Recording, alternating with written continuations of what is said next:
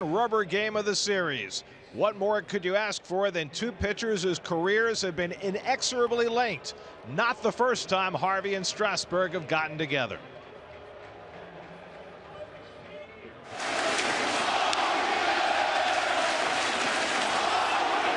Guys, you're hearing this chant right now. It's Harvey's better. Pretty creative. I want to know how they came up with that and transmitted that to everybody.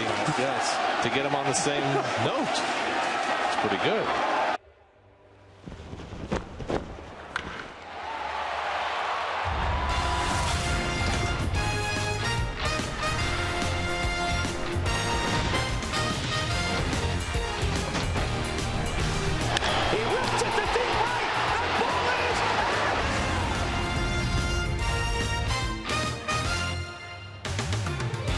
At Citi Field in New York, the New York Mets play the Washington Nationals. Have a pleasant good evening, everybody, and welcome to Citi Field. Gary Cohen, Ron Darling with you. Keith Hernandez joins us in just a moment as the Mets and Nationals play the rubber game of their three-game series. And 3 years ago, when Matt Harvey and Steven Strasburg got together here at Citi Field, Harvey was better. It's not been the case lately. Matt Harvey is struggling right now. The question is, what does he need to do tonight to get himself out of the doldrums? Well, I think what he needs to do tonight, he really has been locked in on feeling that the ball's not leaving his hand right. The mechanics aren't correct. I think he's done all the work you can do in between starts. Really what you have to do when you get on the mound is done what he's done his entire life, and that is just compete. That's the way he's always been the best. On the other hand, Steven Strasburg has been magnificent. He's 6-0 to start the season, hasn't lost since early last September. He's added a slider this year as a fourth pitch. So if you're a Met hitter, how do you approach Strasburg tonight? Well, I think in the old days, before a lot of the video, he's developed this cutter that he's throwing to right-handers and left-handers that has been very effective, a fourth pitch for him. In the old days, it'd be to go around the league once, no one would know about it. But I think with video today, I'm sure the players are prepared for it, but obviously he's 6-0 and off to a terrific start. So this is just a wonderful matchup right here. Hopefully Matt Harvey's up to it, and it's a good pitcher's duel. And you look at Strasburg a couple of years after his Tommy John surgery, he was struggling as well. Now he's hit his stride. People's United Bank brings you tonight's starters' numbers against the opposition. Matt Harvey has great career numbers against the Nats despite a stumble last September, and the Mets have had very little fortune against Strasburg, although they were able to get him a no decision in that big series in D.C. last time they faced him. Mets and Nats, Harvey and Strasburg, all the action on SNY.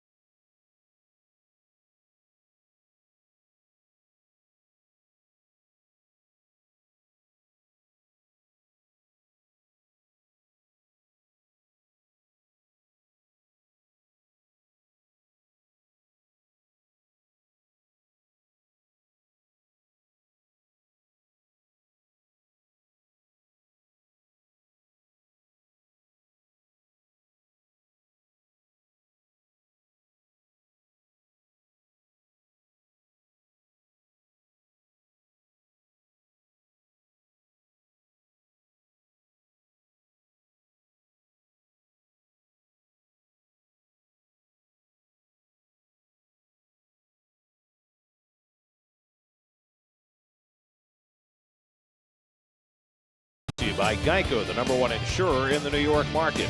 By the Lexus NX Turbo and Hybrid, go beyond utility. By ESPN Radio, listen to Alan Hahn and Rick DiPietro weekdays at noon on 98.7 ESPN. By National Car Rental, go national, go like a pro. And by Fidelis Care, quality health coverage, it's our mission. Get to Citi Field this Friday, May 20th for Free Shirt Friday. Hey, that's tomorrow. The Mets face the Brewers at 7:10.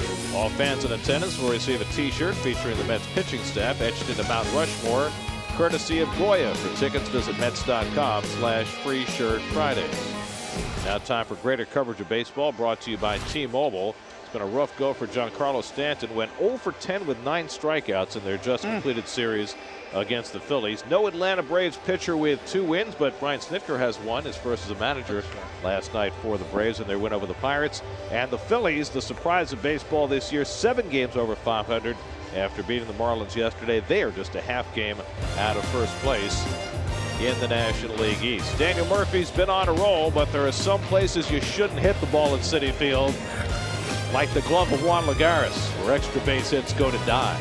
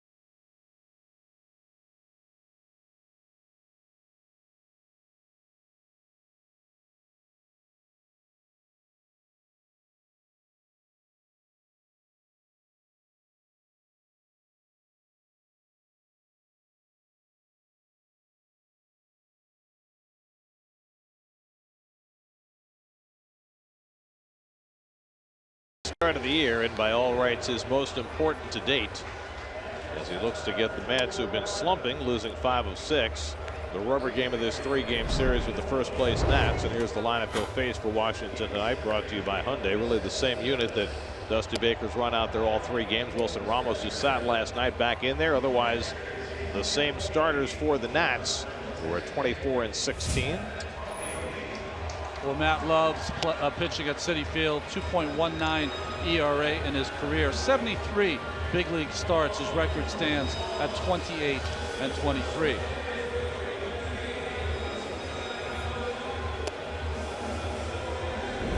And there's the Metropolitan defense, brought to you by Lexus. Conforto is back in the lineup with the right-hander out there. Cespedes back to center field. Lucas Duda, little 2-day sabbatical with the sore back. He's back teaching in class at first base. And Milwaukee behind the plate.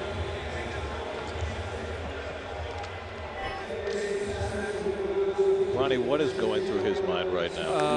Well, I'll tell you, he's after that Colorado game, it was kind of like rock bottom for him as far as emotionally talking to the media. So you got to kind of pick yourself up. You're not judged in your baseball career by your amazing early moments. You're judged by when you hit rock bottom, how you pull yourself up by the bootstraps and figure it out. This could be a nice start for that to happen. Ben Revere will lead things off against Harvey. Revere, who has his own struggles to worry about. 5 for 52 to start the season. 1 for 9 in this series.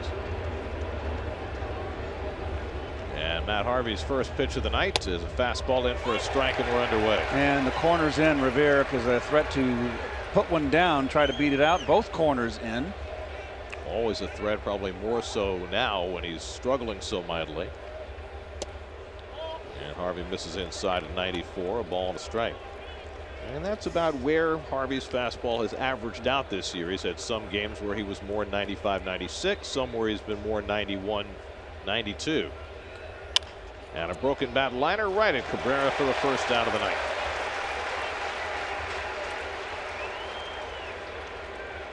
So Revere is retired. And now Jason Worth, who tomorrow will celebrate his 37th birthday.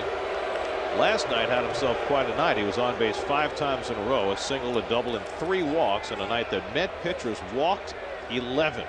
Quite out of character. Even with that night, the Met pitching staff has still issued the fewest walks of any staff in the National League. And hit 2 batters also.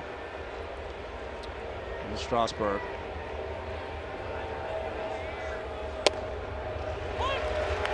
Worth takes a strike.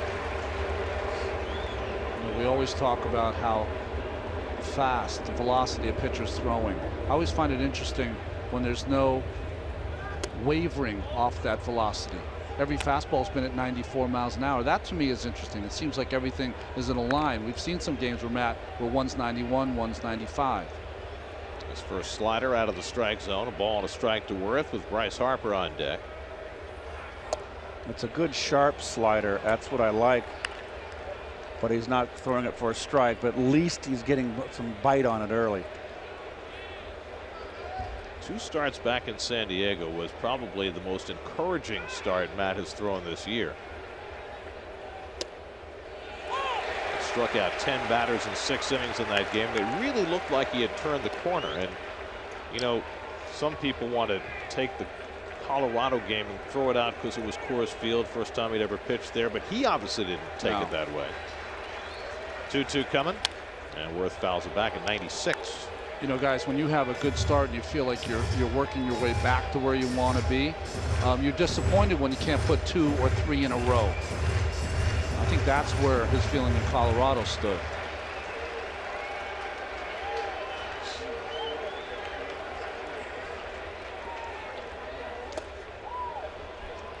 Full count to Worth. Harvey in 30. This is his 39th start here at Citi Field. 13 and 10 with a 2.19 Ernie.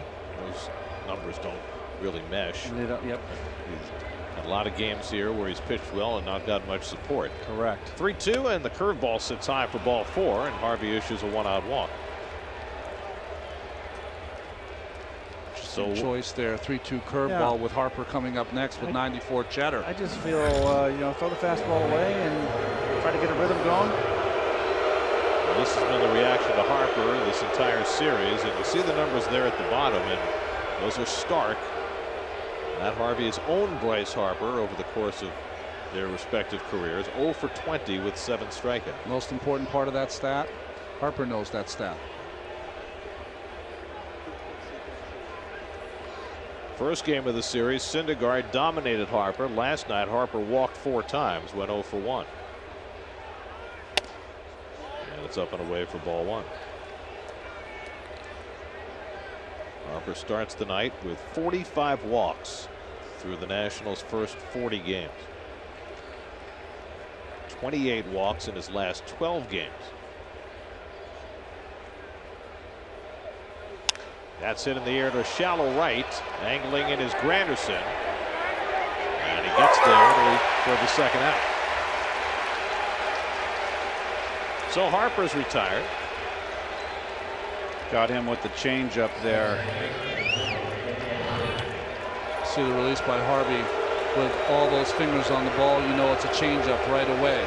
Only one who doesn't know is Harper, who had a good swing at it, but just a little out front. Got it out enough. You can see out in front, see the top hand come over off the end of the bat. So the pitch was designed to get him out in front. It was successful. So now Daniel Murphy, who drove in 2 runs last night in the Nationals' 7-1 win, still leads the National League in batting at .395, 2 for 7 in this series.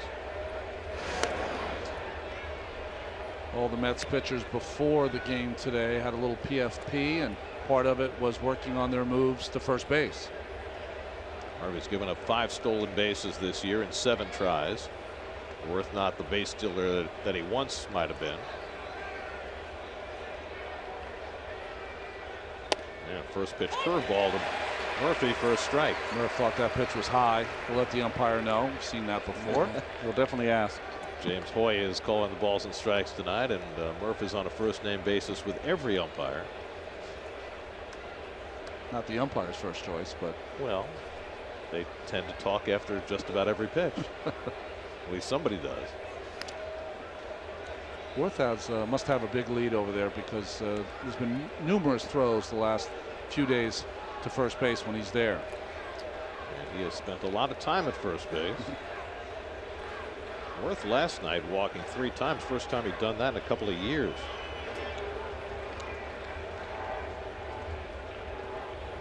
And Murphy fouls back the fastball, and it's 0-2. Big rip right there. Murph trying to go downtown there. This is something we didn't see from Daniel until last season late. Taking a swing for the downs. Well, he's talked about moving up on the plate, getting more out of the crouch than he used to. And that enhanced his power late last year. And he's deep in the box there. Very, very, very widespread. Look at that back foot. 0-2 from Harvey. And Murphy fouls it away. 96 from Matt. Matt has topped out at 96 a couple of times in this first inning. Murph, over the years, we've seen enough of him, so we can have a scouting report on him. And you get ahead of him, and you throw a good hard slider like Syndergaard when he struck out Harper in a down and in. You can do it. You can do it to Murph too. He'll chase. It's a tough pitch to lay off. Year in, year out, one of the toughest hitters to strike out in the National League. Worth is running. The curveball hit in the air to center field. Cespedes going back to the warning track, and it's out of here. Murphy hits it over the center field fence. A 2-run homer, his 6th of the year, on an 0-2 curveball from Matt Harvey. Murphy takes him deep, and it's 2-0 Washington. Well, I had an account. It's bounced one as I suggested, and it's not that easy. But you can see it's just sitting there like a helicopter. big dot on it. Hovering, hovering. Here comes the surface-to-air missile there. So Murph's a good hitter. He got a cripple pitch, and that's all she wrote. First home run the Nationals have hit in this series, and it comes in Murphy's first ever at bat against Harvey on an 0-2 pitch. So you can talk about mechanics all you want, but it's execution of the pitch. 0-2 curveball in the middle of the plate. Oh, and Harvey breaks off the delivery. Did you see Zimmerman? He swung. Strike two. Does it count if you don't throw the ball? So an early dent in the armor for Harvey when he was trying to get off to a fast start.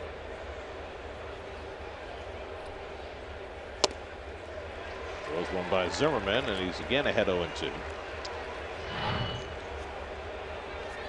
This is supposed to be a four-seamer, but has more of a two-seamer run inside. That's now allowed 5 home runs this season in 46 innings.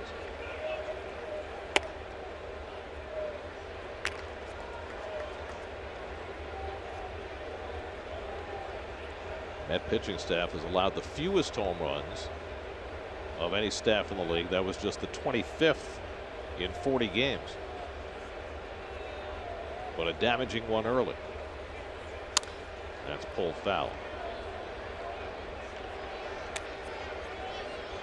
Well, Murph was having himself a good series. Now he's having a better one. Yeah.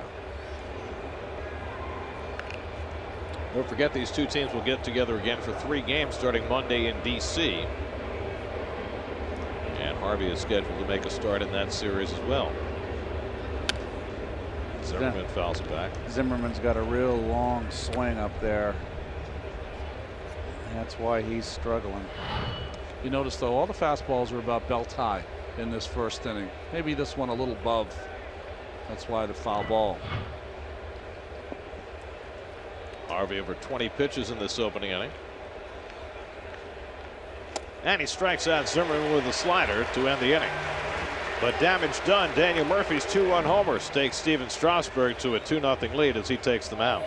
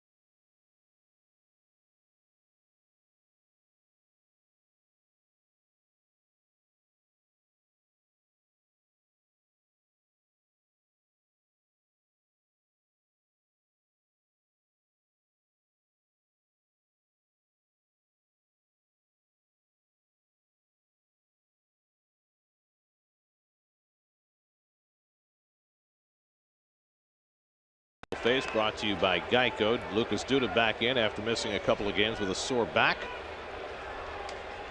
Curtis Granderson leads off against Strasburg and takes a strike. We saw the numbers on Strasburg before. Perfect 6-0 so far. And we talked about Harvey, who's 28 wins through 73 starts, 140 starts for Strasburg, 60 wins. The last time an Expos/Nationals pitcher, starting pitcher, started 6-0, Pedro Martinez, 1997, when he began 8-0 for the Expos. Granderson fouls it back 1-2. Strasburg has not lost a game since early September last year. He's 9-0 in his last 12 starts going back to last year with a 2.14 ERA. This has been the best winning stretch of his career. There's the new, that's that cutter that he's added to his arsenal. Let's see, ahead in the count. What is he doing? Bouncing the breaking ball, trying to get Granderson to fish. Okay, he didn't. You got to bounce it after the plate, not before the plate.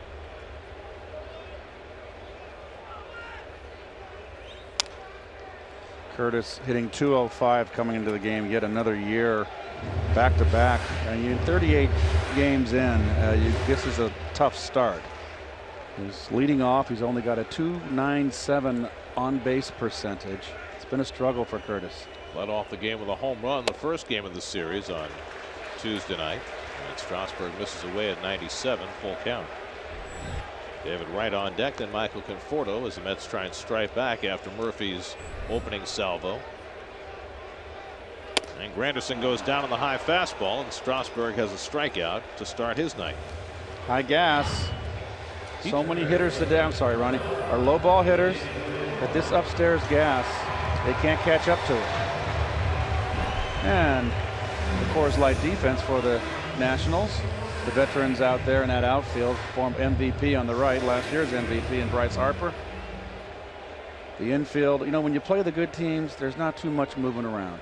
They got good, solid players out there. They play every day. Wilson Ramos got an off day yesterday. And there's the two prior pitchers, starting pitchers, one a winner, one a loser. Couldn't our guys do a little photoshopping on Danny Espinosa? don't we have that talent in the truck? Give him an S&Y shave. Is that what you're saying? David Wright, who sat out on Tuesday night, last night went 0 for 4 with 3 strikeouts as the strikeouts continue to mount, 47 of them in his first 113 at bats of the season. An alarming rate of strikeouts for David. And Strasburg gets ahead of him 1-2. You know, sorry, Keith, but sometimes pitching is about choices. In the first inning, Matt Harvey had a 3-2 count. He chose to throw a curveball to Worth.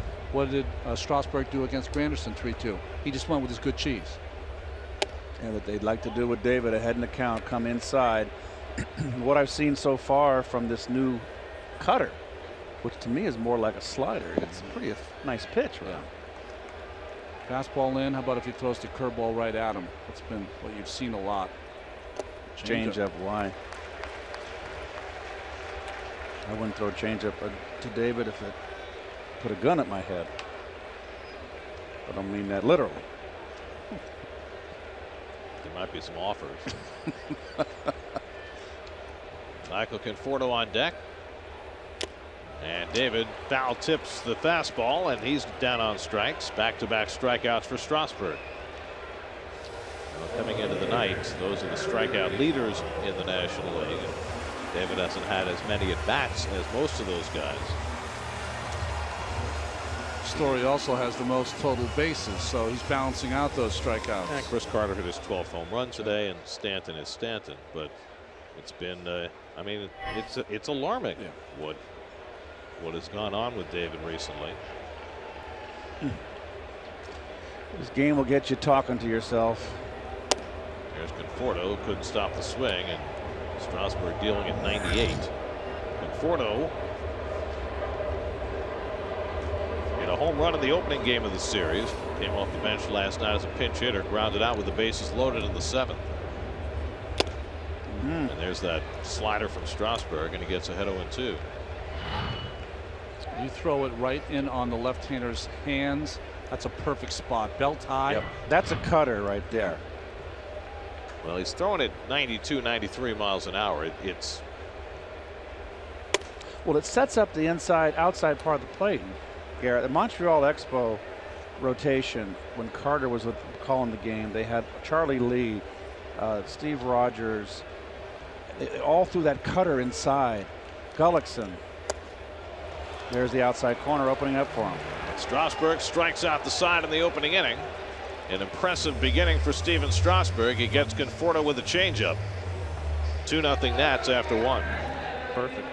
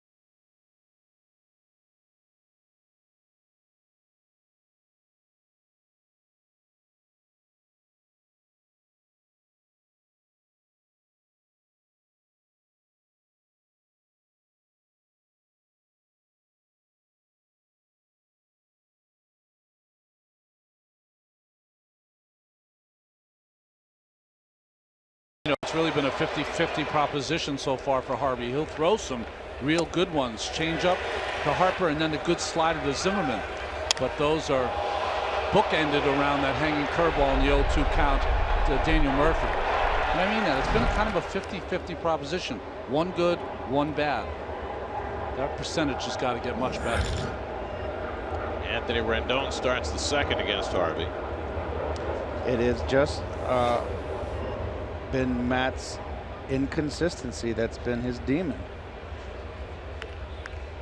Generally, his pattern has been that he's been fine early in games and then struggled in the middle of games. Toward the middle of the diamond, and Cabrera flashes over. One pitch and one out for Harvey in the second. Late in games has not existed yet for Harvey. He's yet to throw a pitch in the seventh inning. And that's as alarming as anything. This is a guy who, in his last start last season in Game 5 of the World Series, took it into the ninth. The fourth, fifth, and the sixth innings have been the difficult innings. And his release point so far in the game has been fine. In the first inning, you know, his release point to me is a little different than it was a couple of seasons ago. It might be a little higher than it was in 2013, but when you have a new arm, sometimes that happens.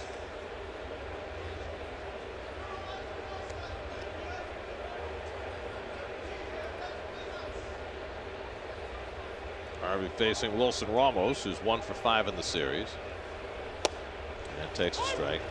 It's odd to me that the conversation has been about Harvey having a higher arm angle, because normally when a pitcher struggles, it's often because his arm angle's dropping. Well, if your arm angle drops, a lot of times it's because good slider there. That's when you need to throw to Murph. That's right.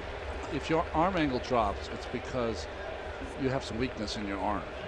His certainly is not the weakness. He's definitely on top of the ball.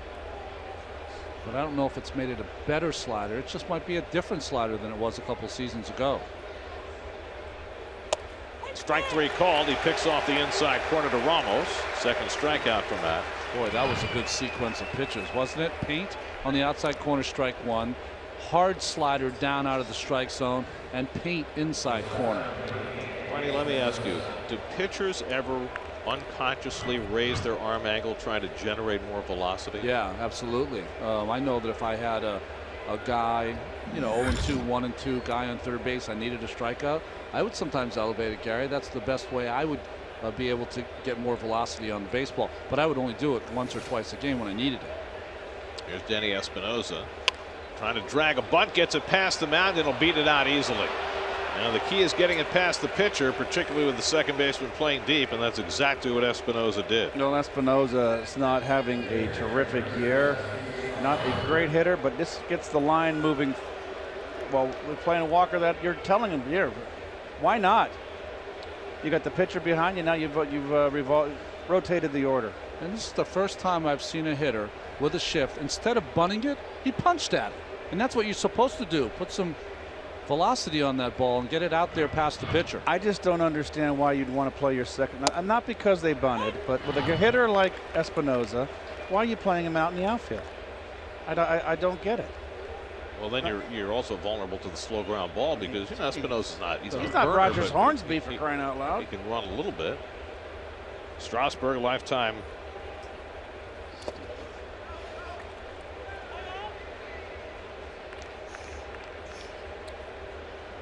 .151 hitter. See in the second inning, don't you, that Matt consciously trying to make sure that breaking ball is down. Strasburg can hit a little bit. Got some power too. Cabrera will go to first with it, and that retires the side. A bunt hit and one left. Still 2-0 Washington.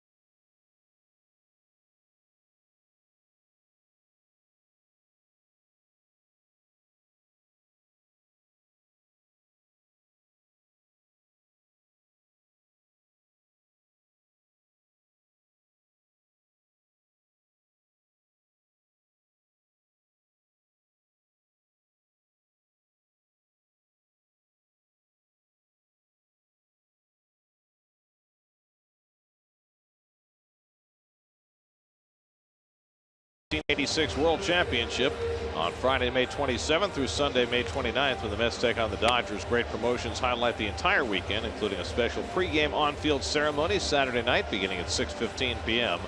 presented by Verizon. For tickets, visit Mets.com/1986. Cold Hard Facts brought to you by Clean, Crisp Coors Light. Yoenis Cespedes last night hit his 30th home run as a Met. Did it in 92 games, shattering the old mark of 111 games set by Dave Kingman. So he got there 19 games earlier than anybody else had. 30 home runs as a Met. 400th RBI also on that home run. Cespedes leading the National League in slugging percentage, starting the night with that .656 mark. He has been invaluable in an offense that frankly has been struggling. Mets, with their 1 run last night, have now fallen below 4 runs per game for the season. They tore it up up to that last homestand and went on that road trip, boy, and lost it. It's a very, very funny game, full of ebbs and flows. But I think when you're as reliant on the home run as the Mets are, I think that's what naturally happens. That when you hit home runs, you get big offense, and when you don't, and you're not driving in runs otherwise, there's not much happening. Well, it depends on the kind of home run hitters you have. What you have in the lineup is guys with a lot of pop, but you also have guys who are very streaky, and you have guys that swing and miss, and that's the combination that can put you in the spin they're in right now. Cespedes slams one foul down the right side, but you know, the Mets as a team, when they put together opportunities, they're not driving in runs. I mean, they're hitting .208 with runners in scoring position, so that makes runs without home runs hard to come by.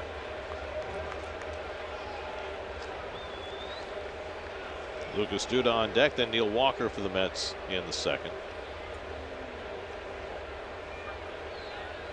And Cespedes takes it high, and that's the 3rd full count for Strasburg in the first 4 batters. Over off his pitch count in a hurry.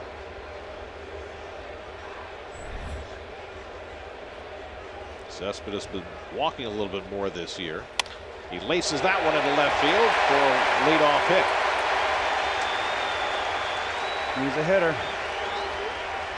3-2 slider from Strasburg, stays in the middle of the plate, and Cespedes doesn't miss it.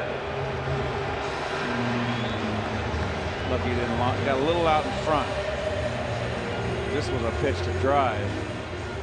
Not that bad.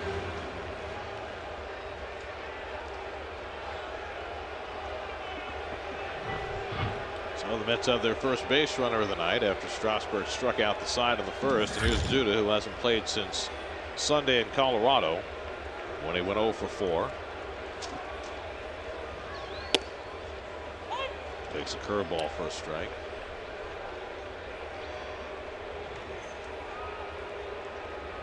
Lucas's on base percentage is dipped below 300. He's walking far less than he has in the past. Close to the plate, deep in the box.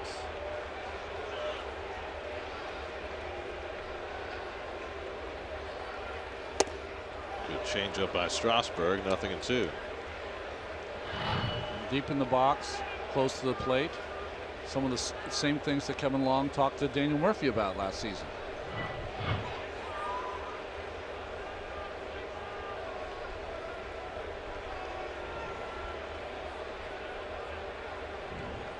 Neil Walker waiting on deck.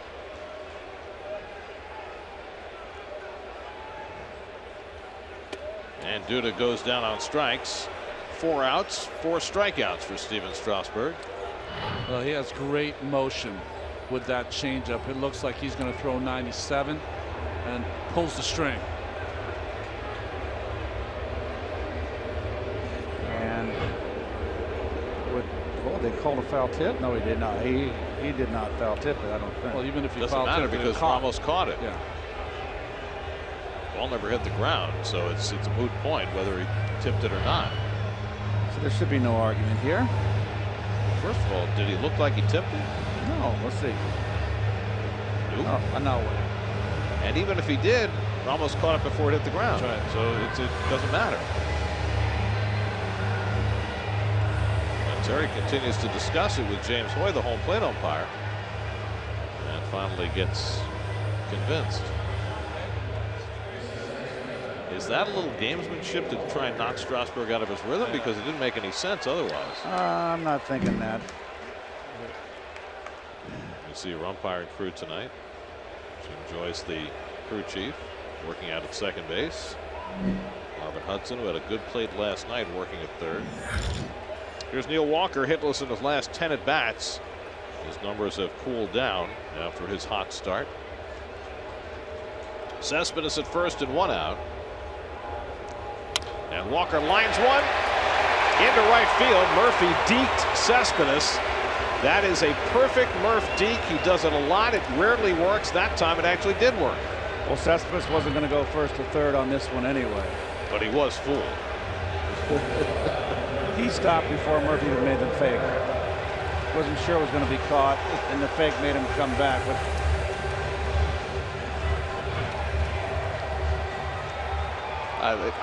that's a classic part of Murph's game.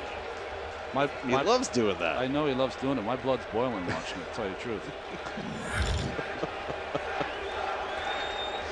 Here's that dribble Cabrera. Well, I know Murph got a kick out of it.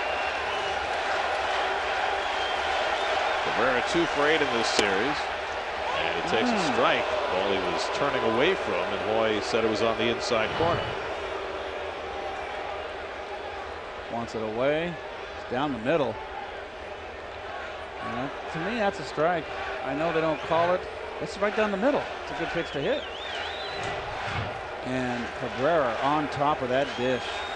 He's inviting that cutter in. I think Strasburg likes his changeup early, Ronnie. Good call, Keith. You know, he's especially got it against the left-handers. Yep. He likes it. It feels good in his hand.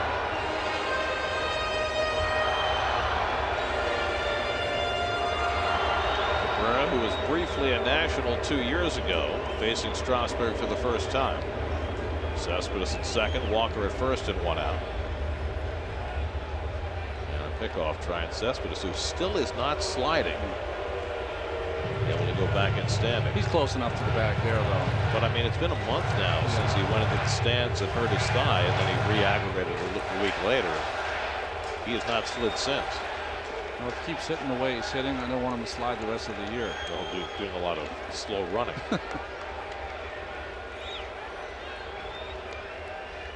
And now he's trying to steal third, and it's hit toward the middle, a base hit. Cespedes has to get up and head on in. Walker goes to third. Cabrera with an RBI single, and the Mets are on the board. It's now 2-1 Washington.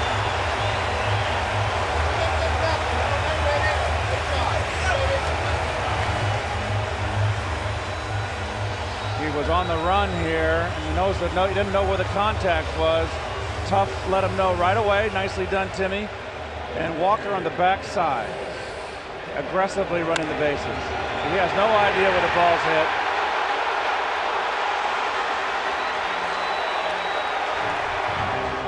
So 3 hits in the inning against Strasburg have produced a run.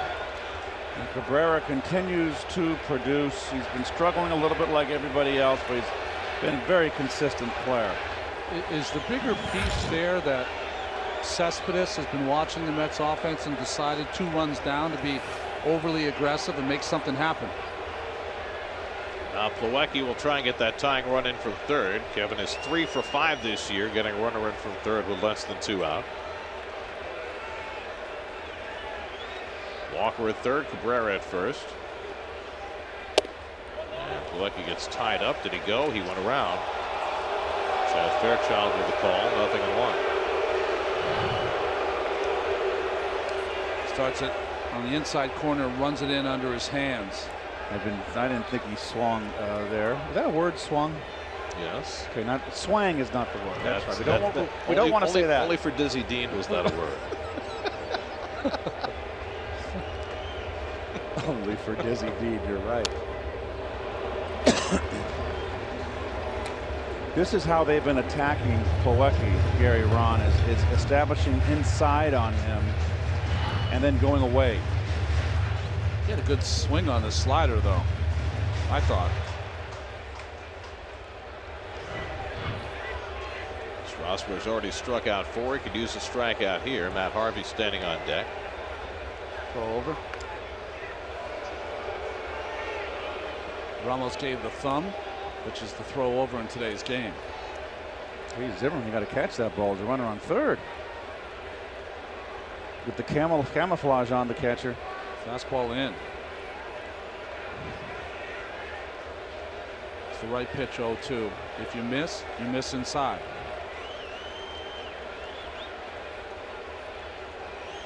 In the air to right. Tagging at third is Walker. Not very deep, and Harper's got a good arm. And he's not going to try it. Walker stays at third. 2 out.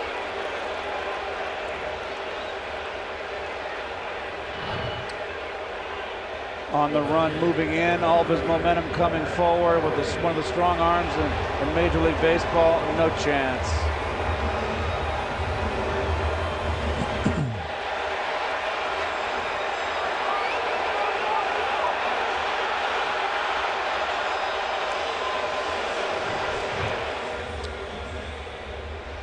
You can get some help on your third base coach in that play, but really, if you're a veteran, you can just make your own call. When you need help on a fly ball down the left field line, but in right field, center field, you can make your own choice. What do you think about the idea of trying to make something happen when the pitcher's coming up next and you just made the second out? In other words, just forcing Harper to make a good throw, figuring that the pitcher is going to make the third out anyway. It's a good question, but he was so shallow. Too shallow. I don't care if you have Bullet Bob Hayes over there at third base. You know, I don't send him. Harvey 2 for 10 this year. Takes a slider off the plate. 1-1.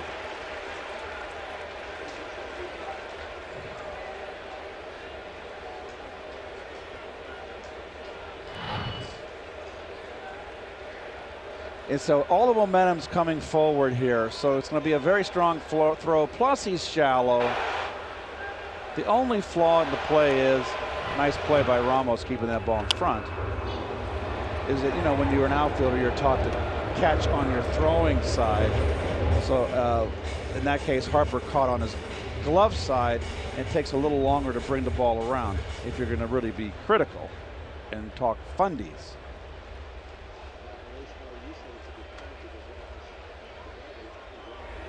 First fundies of the year, by the way.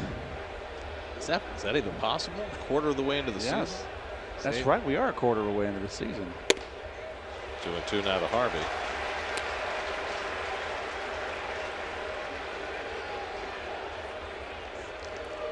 "20 pitches in the inning now for Strasburg. That's a scored. A run on 3 hits. Harvey trying to get that tying run home from third with 2 out.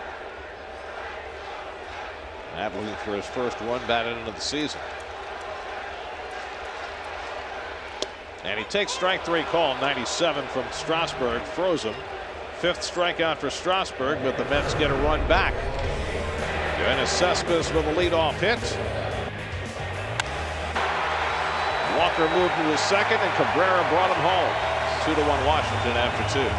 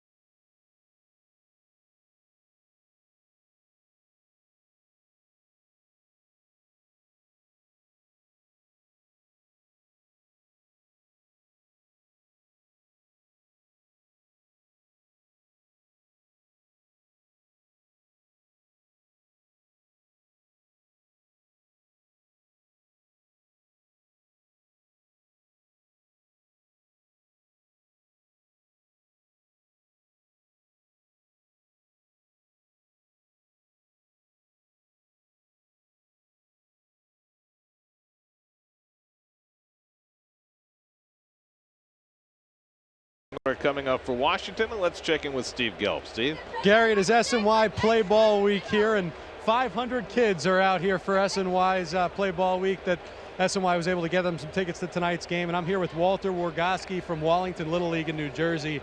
Walter, for you guys, I know you have about 75 kids here. Some of them have never been to a Major League Baseball game before. What does a night like this mean to them? It's a great opportunity for our team and our players to see how the professional players really put it on. When you look at SNY's Play Ball program and what type of help it gives leagues like yours, how important is that to your league?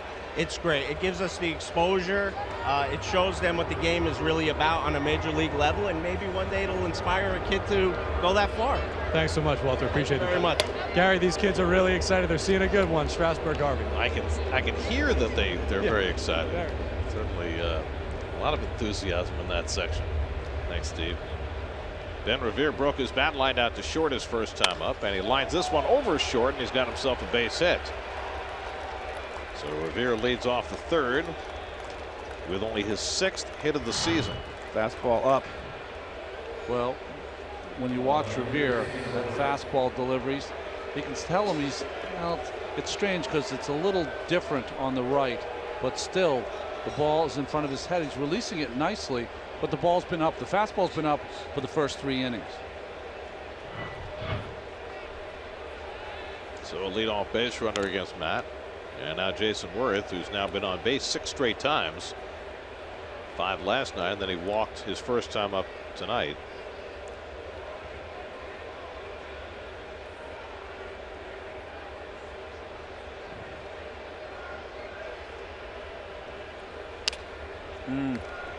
Good cut.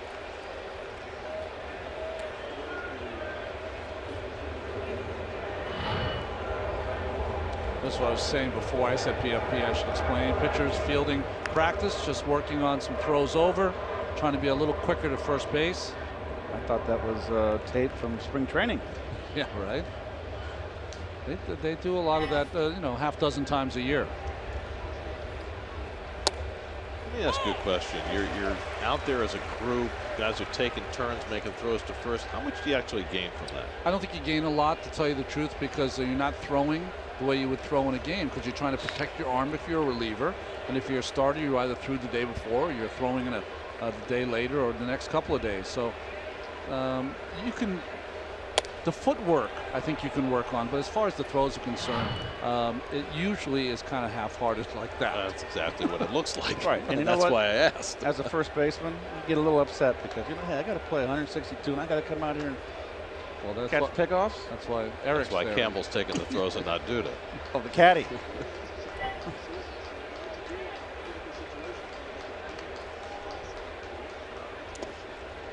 Nice block by Plawecki.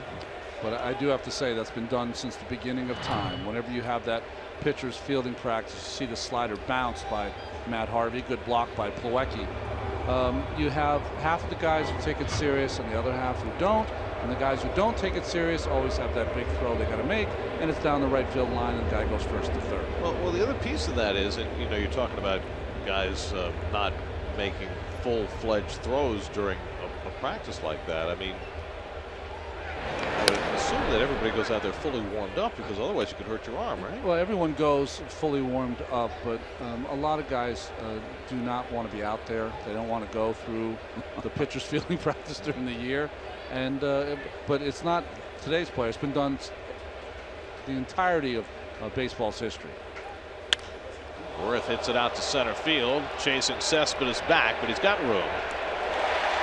And that's a long first out as Revere goes back to first.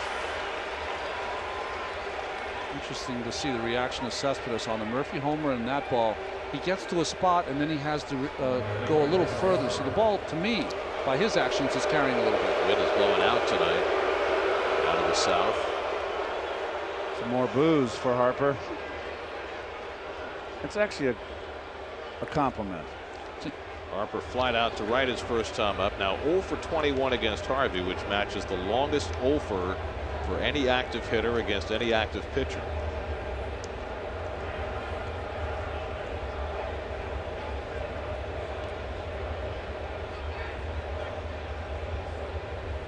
The longest offer for any hitter against any Met pitcher in history. You're not going to believe this. Willie Mays went 0 for 25 against Jerry Koosman. That can happen. But it's a little shocking, Yeah. right? That Willie Mays would go 0 for 25 against anybody. It's only human. Left-hander too. There's the defense on the infield. A shade up the middle. Straight up on the right side. Runner goes and Harper fouls it off, so Revere was on his way. Surprised it's taking so many pitches for Revere to run. You see Revere pat the shortstop Cabrera. When you're running and the ball's fouled off, sometimes the opposing player will say to you, stand up, to try to protect you from going into a slide. It's a, what would it call that? It's courtesy. So you know what? It's the umpire can do it. A lot of times the umpire, second base umpire, would tell you it's a foul ball. Yeah.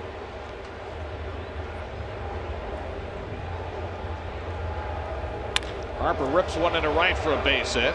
Revere to second. He's going to turn and head to third against Granderson's arm. Another fastball up, Ronnie. The Nats have runners at the corners with one out, and Murphy coming up. First hit of the series for Bryce Harper. The pitch sequence here to Murph. Breaking ball, strike one, fastball away, belt high, fouled back. That same pitch, fouled back, hanger. Really, there were two hanging curveballs in that at bat. Yes. The first one you get away with because the hitter's got to let it go. He's sitting on fastball. Murphy's home run was his 6th of the year. It's pretty much straight up on Murph here all the way around. And I agree.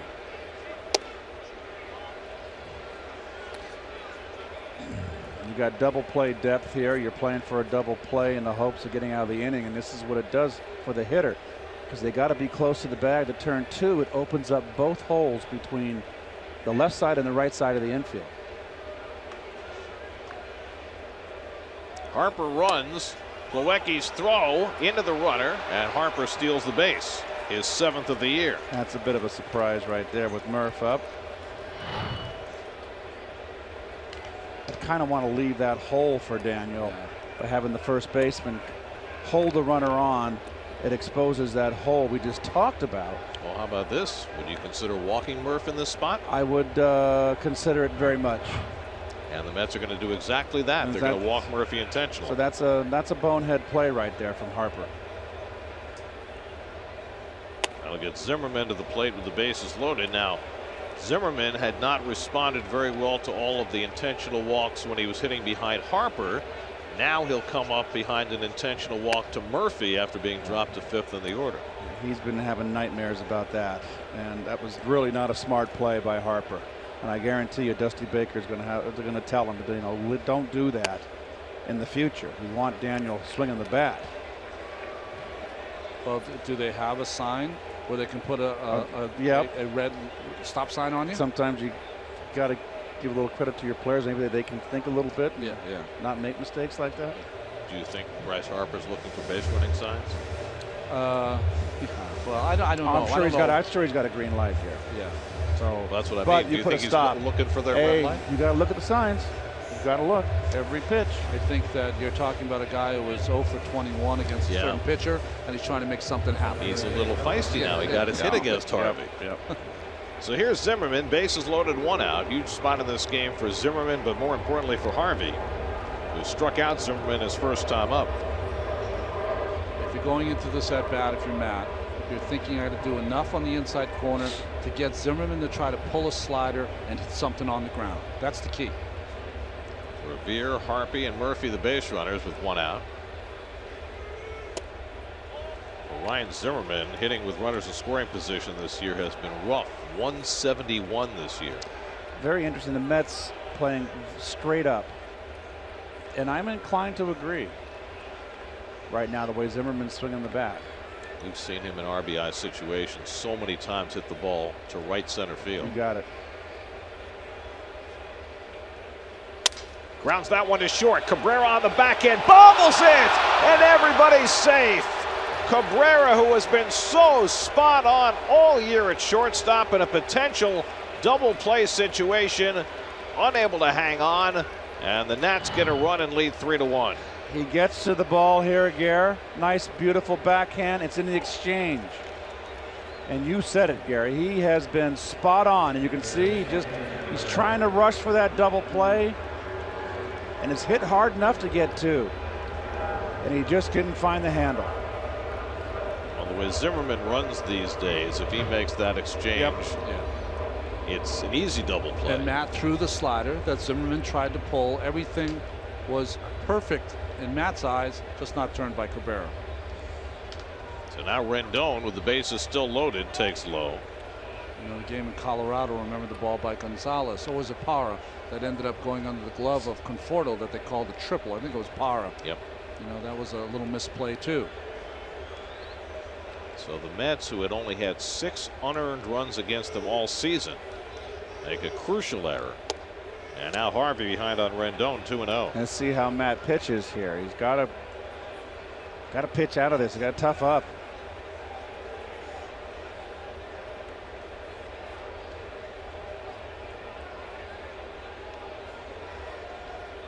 Rendon grounded to short his first time. And he lines that one to left. Conforto over in the gap, but he can't make the catch. Harper is in. Murphy right behind him. The throw to the plate by Cabrera is offline. Bounces back to Harvey. No further advance. So after Cabrera botched a potential double play ball, Conforto drops a line drive, and the Nats now have a 5-1 lead. Well, Conforto has played outstanding in left field here, and that's not really a drop. I think he just kind of misjudged it. Thought it was hit up. He's got it tracked. He just didn't make the right bead to it. He didn't think it was hit as deep. It was in his glove. And we were just discussing with Cespedes that the ball is carrying a little bit tonight, and this ball carried on Michael. Look at the beautiful base running on the backside. That was Zimmerman on the backside. That was terrific base running. Hit on the ground, just foul. I think that's got to be a double. I don't think that's going to be ruled an error. Tough play. Well, I think they put a hit up on the board. I did not hear an announcement. Yeah. But it must have been a double, because they have 5 hits on the board, and that would have been the 5th hit. But that is that's a play I'm sure Conforto thought he should have made.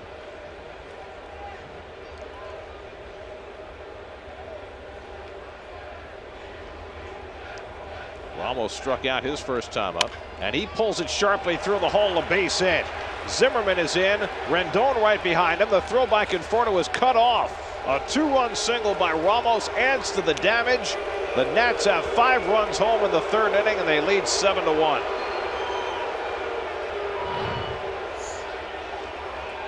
Well, Ramos got a 2-out RBI. Actually, there's 1 out here, but this is another 2 RBI single. He just always is a thorn in the Mets side, and it's unraveling for Harvey here. I don't think he had a shot. I think David he could have let it go. I don't think he had a chance for him here. The only thing about this play is you could let it go because Ramos is running. There's no way he's going to go from first to second.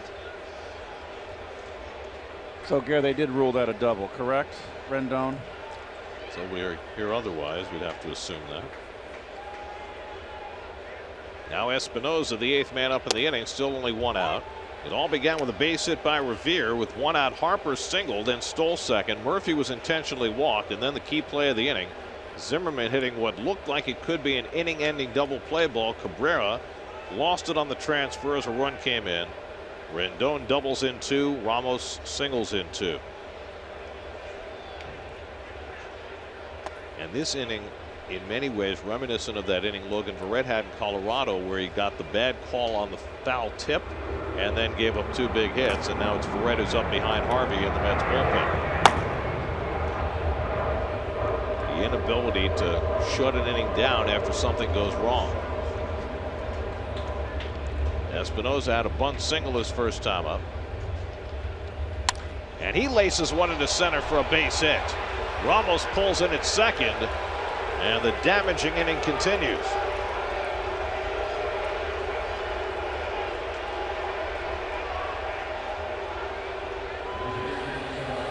Harvey unable to douse the Flames, and now will face Strasburg with 2 men on.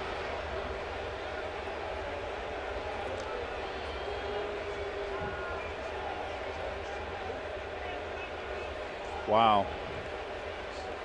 5 hits in the inning.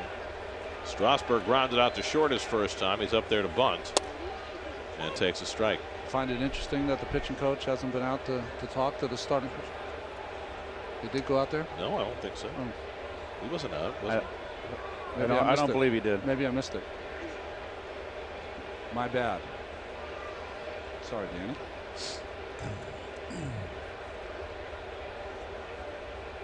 Strasburg set to swing, and he takes a strike. Ben Revere, who started this whole mess, is out on deck. 5 runs on 5 hits and 1 key error, and you could make the argument there could have been a second error in the inning. Certainly a play that Conforto should have had. And now Strasburg Butcher Boys one, grounds it to right. It'll have the effect of a sacrifice. It's a 5-3 putout for the second out. He had the force at second. Keep another runner out of scoring position. I don't think David has a lot of confidence right now in his ability to make that throw. Did you think that Walker, because he's shading towards first, that it's a strange angle to get Walker over to second base? That's an easy force at second. I'm sorry. You're right, Chief. It could be a double play. I mean, I don't think it's going to be it, but you got to try to keep our lead runner out of there. So now 2 in scoring position for Revere, who started the inning with a base hit to left field. And he lines one to left center, slicing away from Cespedes. It goes on by him, and it'll roll to the wall. 2 more runs are in. Revere around second. He's on his way to third, and he'll make it sliding with a 2-run triple. And the doors have fallen off for the New York Mets in this 3rd inning. A 7-run inning for the Nationals. They now lead it 9-1. And that's going to be all for Matt Harvey.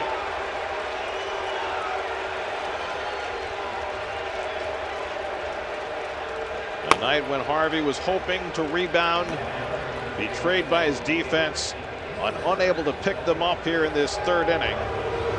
And the roof caved in.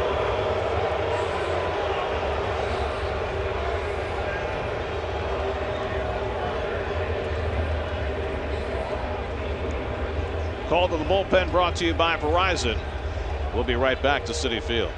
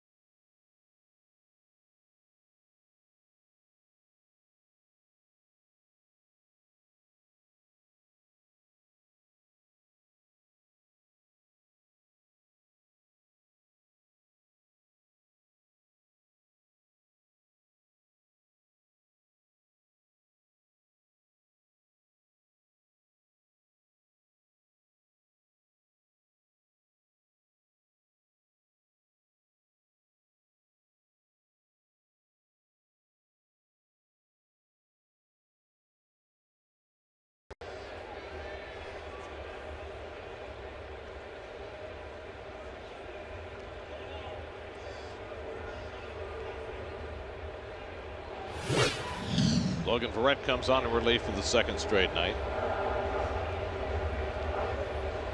Comes in to face Jason Worth with Revere at third. 7 runs home in the inning. And an early exit for Matt Harvey. Worth has walked and flied out. He made the first out of this inning, and then it took forever for Harvey to get the second out. And Verrett, who walked his first 2 batters last night, falls behind on Worth 2-0.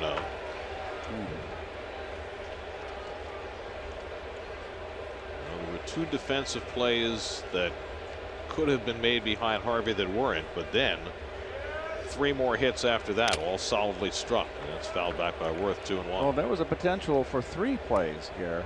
I think that the swinging bunt by Strasburg, I think that they had a chance to turn 2 if David had gone to the lead runner.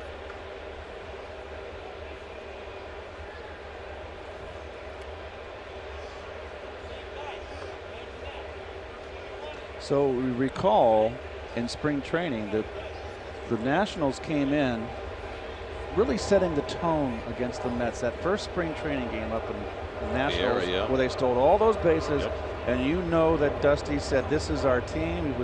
They beat you in the second half, and this is the first series coming in here trying to establish the same thing, trying to turn the corner. Well, they got shut down by Syndergaard the first night, but they have been rollicking ever since. They've responded, and I think what happens a lot of times is when a manager like Dusty will say, "Hey, the road to the postseason is through this team, so either you want to go through them or not." Dusty, I know. Look at his credentials right there. His resume, outstanding. I think he, much like Davey Johnson saying in '86 that we were going to dominate, but an entirely different tack, just throwing the challenge out to his team.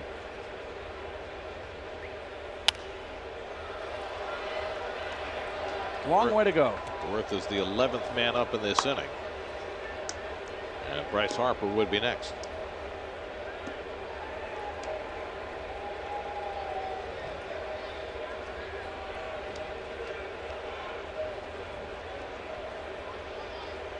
Three-two from Verrett.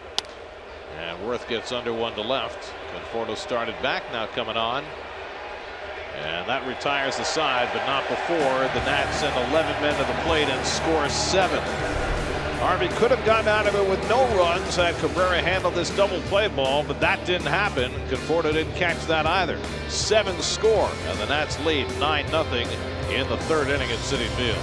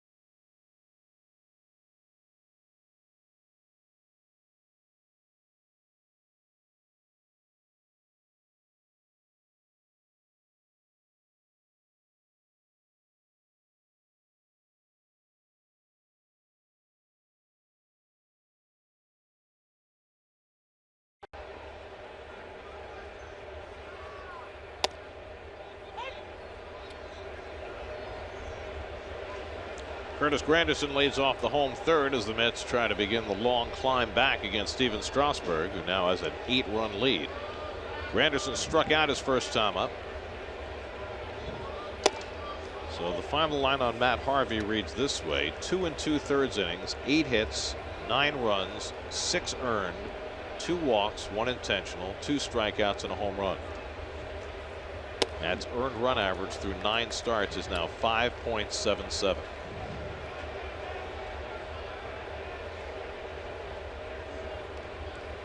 Two one to Granderson. He threw that one by him. 2-2.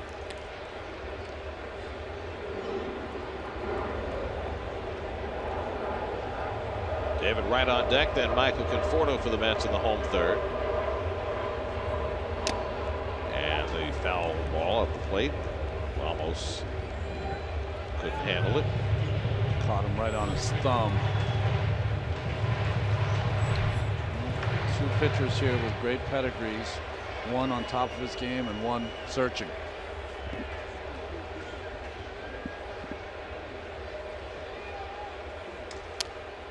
Curveball fouled off. You know, Strasburg was drafted only 1 year earlier than Harvey. He was the #1 overall pick out of San Diego State in '09, and then Harvey went 7th out of North Carolina the following year. Strasburg about 9 months older than Harvey. Granderson launches one to center field, but Revere has plenty of room out there. And that's the first out.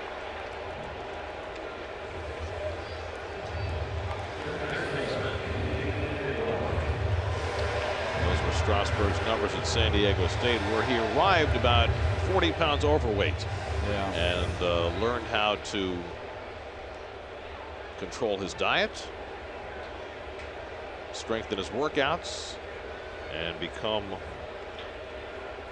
a generational pitcher while pitching for Tony Gwynn at San Diego State. I was going to say, under the great Tony Gwynn. And when Strasburg signed that big extension a little over a week ago, 7 years, $175 million deal, he invoked Tony Gwynn because, you know, Scott Boras is his agent, and Boras is known for taking his clients to free agency, not for having his clients re-sign with the team that they're with while they're still under contract. And Strasburg said that he thought back to Tony Gwynn, whom he respected so greatly, and how he spent his entire career in San Diego, and he wants that for himself with the Nationals. And that's one of the reasons he decided to sign early.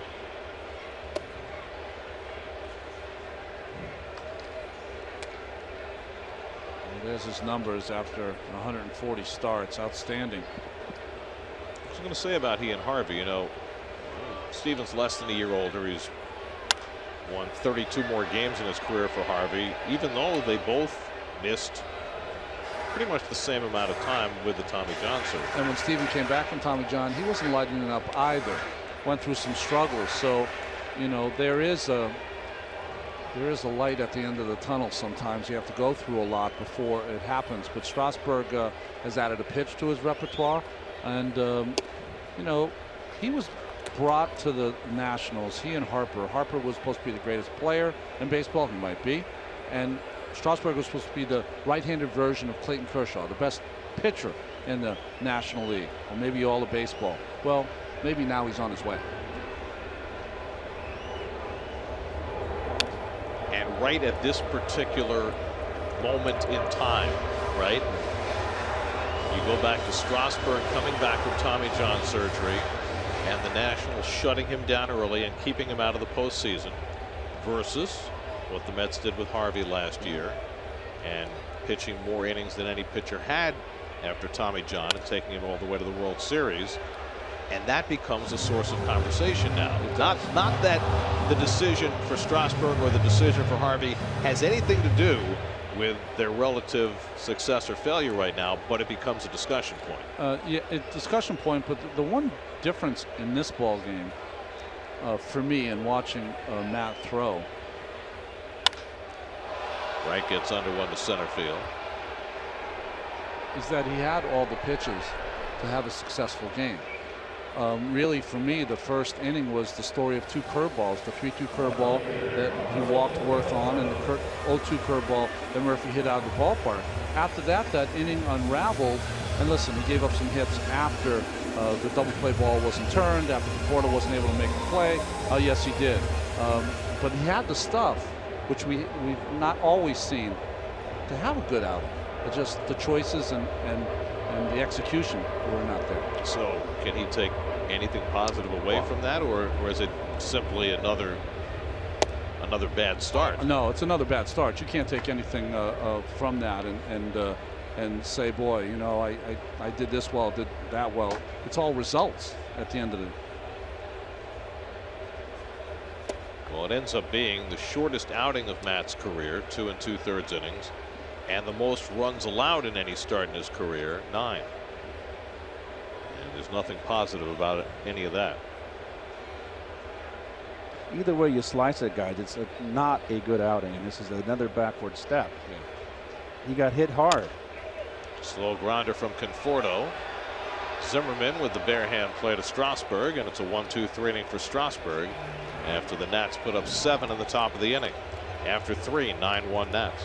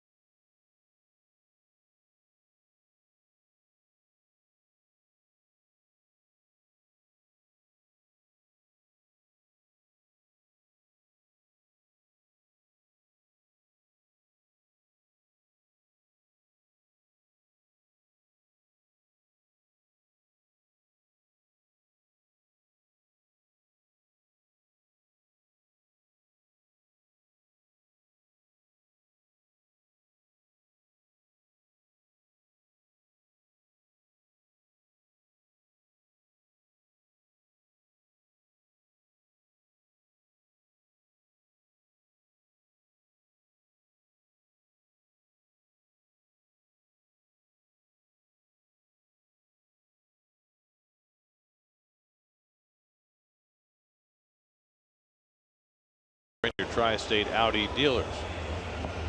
Sunday, the crew will dive into the biggest player storylines entering next week's OTAs. Plus, Coach Mike Westhoff will take a closer look at the state of the Jets special teams on an all-new episode of Jets Nation Sunday at 7, only on SNY. 4th inning, Bryce Harper leads off against Logan Verrett, who came on to get the final out of the 3rd when Matt Harvey was knocked out. Harper had a base hit and stole a base in that 7-run 3rd inning for Washington. 1 for 2 on the night. And Verrett finds the outside corner with a fastball. Harper, Murphy, and Zimmerman for Washington.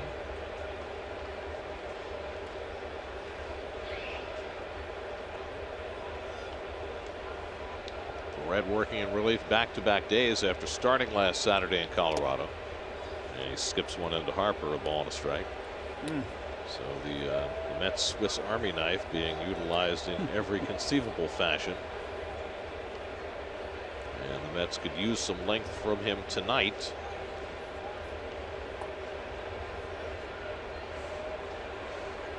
Mets have to use a lot of bullpen yesterday after Cologne went just 4 2/3. It's not often that this team has back-to-back starts where the starter's unable to get at least 6 innings in.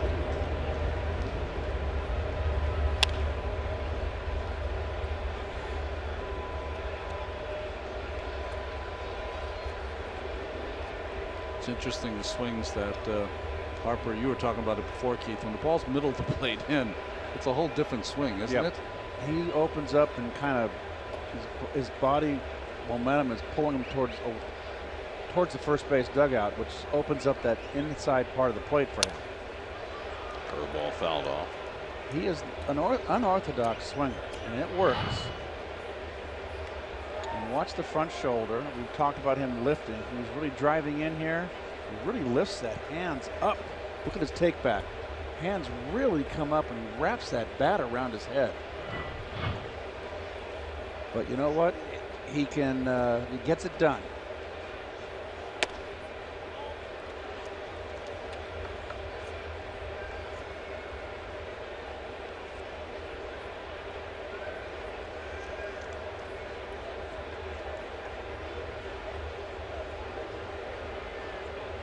Two from Verrett.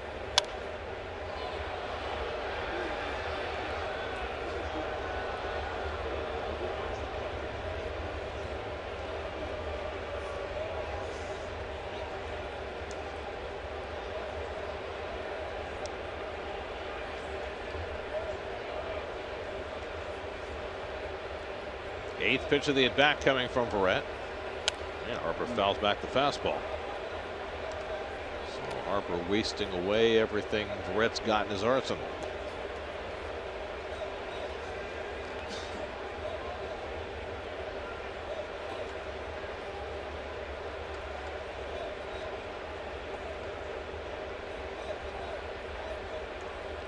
Murphy waiting on deck. 2-2. And Harper yanks that one foul.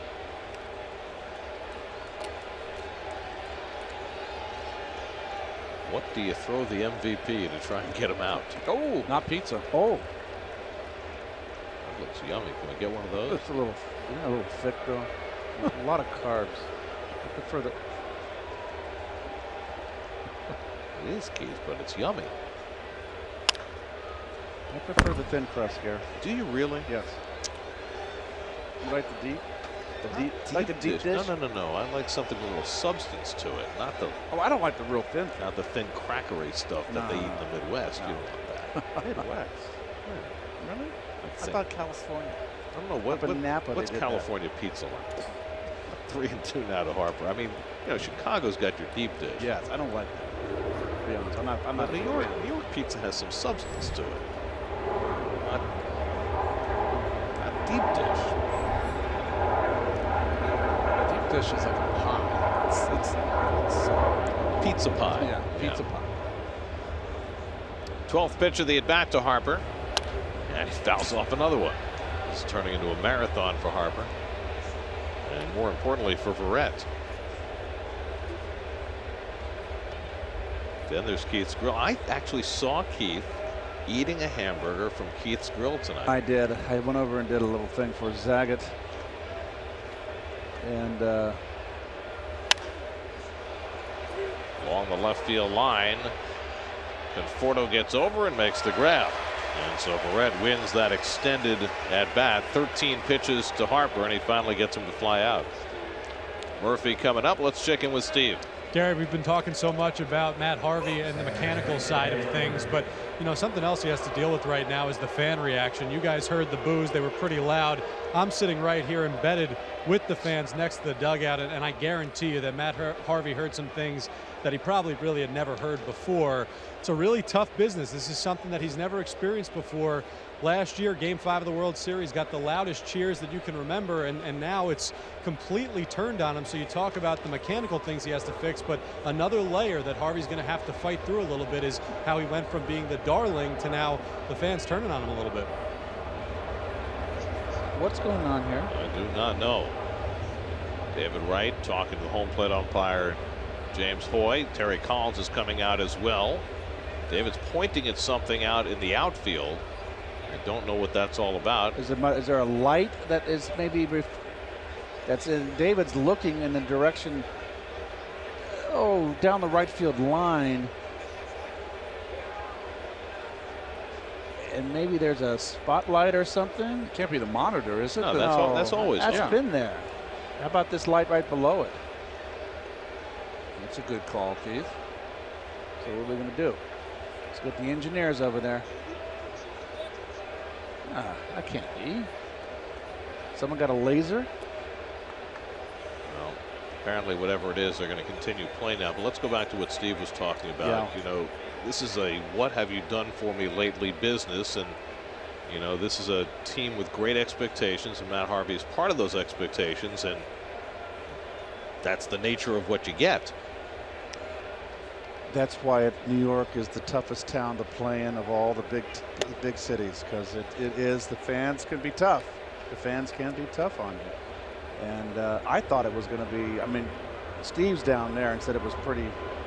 I thought the boos were going to be louder. So I'm sure there were some individuals that had remarks for him that were negative, and so you know. No one's going to feel sorry for you in this game.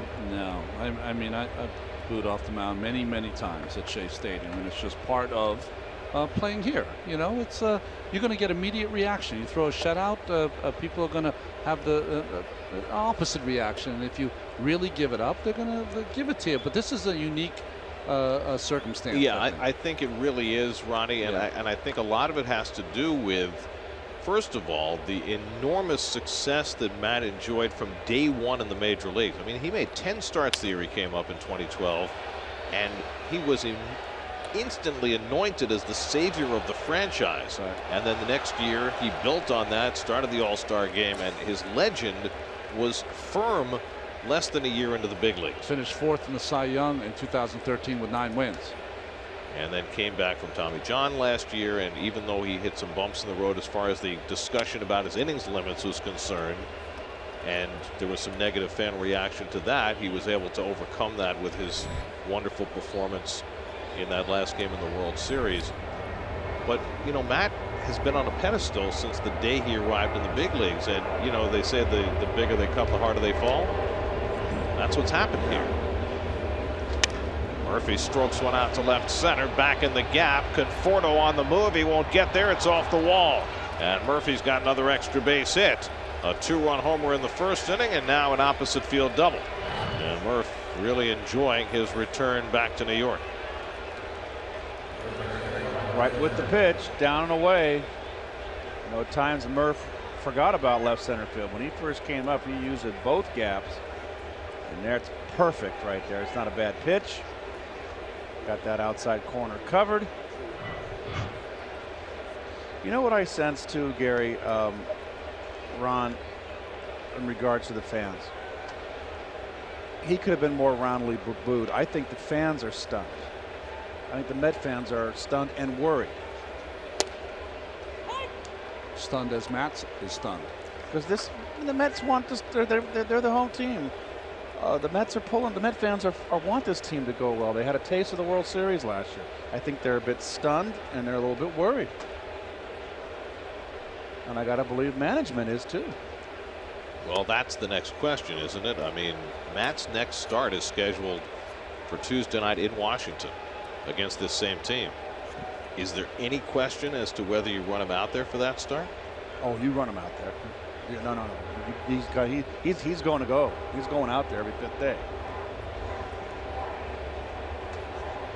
The question is, Gary, is when does the string run out if the outings continue to be poor?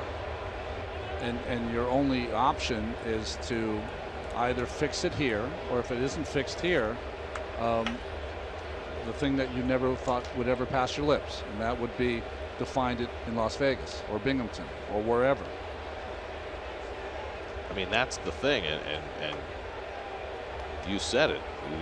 This is a team that expects to get back to the World Series this year, and so the rope gets shorter for anybody who's not pulling their weight. Listen, there's been a lot of great pitchers that have had to go down and work on their game. I'm not recommending that. It's just that, you know, you can't continue at this rate here. You know, we've seen guys go down and get their game in line. But I think that's a good thing that he has his next start is against this team that gave him a good beating today, in one sense. You know? Well, this is now twice in a row against Washington. In the last one, there were special circumstances. Yes. It was right after the whole innings controversy. Clearly, his mind wasn't right that day, and his team bailed him out, and the Mets won the game. And that's ball 4 to Zimmerman. So Verrett continues to struggle. A double and a walk. And now Rendon will come up with 2 aboard. There's a lot of things you don't like, but one of them is that this is a team that you're facing. It's not on top of their game right now as far as their hitting, but maybe they're coming out of it. Rendon hit the fly ball to left center that went in and out of Conforto's glove for a 2-run double in that big 3rd inning. Murphy at second, Zimmerman at first, and 1 out. You're not used to seeing Verrett walking people. He walked 2 last night in a 1/3 of an inning and just walked Zimmerman. It's like the hangover effect from Colorado. When you get beat up sometimes you want to nibble, and Verrett is not a nibbler when he's at his best. Jammed Rendon there, and it's 1-1. Last night Met pitchers walked 11 and struck out 11. How rare is that? And yeah, only one other time in Mets history have they ever walked 11 and struck out 11 in the same game. And this was a pitching staff that came into last night's game that had the least amount of walks given up. And they still have the least. Yes. Which shows you how far ahead they were. Terry's obviously not happy. Well, those 2 guys have to figure out how to get through this game. I mean, they got 4 in the 3rd innings out of their bullpen last night, and Verrett's throwing a ton of pitches already in his stint. He's only worked 2/3 of an inning, 35 pitches. Spirited discussion. They happen in 9-1 games. Dick Scott, the bench coach, getting involved in that conversation as well. Rendon reaches out and dunks one into shallow right. Granderson will have to play it on a hop. Tries for the force at second. Too late. Zimmerman arrives safely, and it's a bloop single for Rendon to load the bases. They're going to check that to make sure, but when it rains, it pours, does it not? Some of these games, they just, when the other team gets you by the horns, they just, everything goes their way. And, look at Murph. Baryshnikov. Zimmerman's in a tough spot. He did the right thing. He didn't bounce around like. But anyway, this is just piling on here. No breaks going your way. Ramos hit a 2-run single in that 7-run 3rd. He swings wildly at a slider, 0-1. Ramos is a nice hitter. Like his swing. This is a guy who hit 229 last year. He's had injuries, right? Well, last year was the first really injury-free season he had. He's got a nice swing. He's got a power swing too. I think he's a strong kid. And Verrett with a couple of sliders gets ahead 0-2.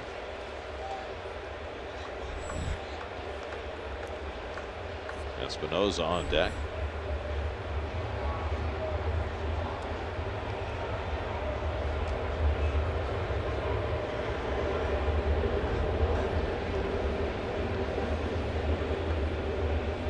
Bases loaded, 1 out. And Ramos hits a double play ball to 3rd. Wright's going to come home with it, get the force there. David could have taken it to 3rd base with the slow-footed Ramos running to 1st, but instead he decided to come home with it. And instead of getting 2, he merely gets the lead man. Milwaukee was a little afraid that he didn't have his foot on home plate, so stabbed at it a couple times.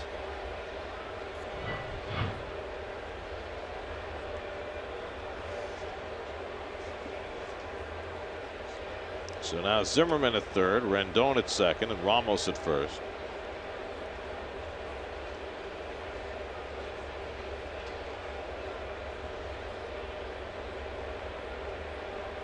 Espinosa is already 2 for 2 tonight, a drag bunt single, and then a solid single to center. And Verrett throws one by him. You go back to the play in Los Angeles when David tried to turn that 5-5-3 double play against Adrian Gonzalez and just couldn't get enough on the throw. And I wonder whether he was thinking back to that as he decided to make that play home. Yeah, I would think that with Ramos running, and That would have really been a chance for him to tag the bag and go to first. But if he doesn't feel like he has the arm strength, you just don't like to see those plays made. You want aggressive defensive play. You want to go after it. Turn 2 on the swing and bunt from Strasburg. You want to do those kind of things because it be the difference in the game. Well, I mean, just think about it. In these first 4 innings, obviously Harvey and Verrett have not pitched very well, but think of all the extra outs they've been forced to get. And Verrett strikes out Espinosa to end the inning. So he keeps the Nats off the board. It's been a jig in the park for Murph, no?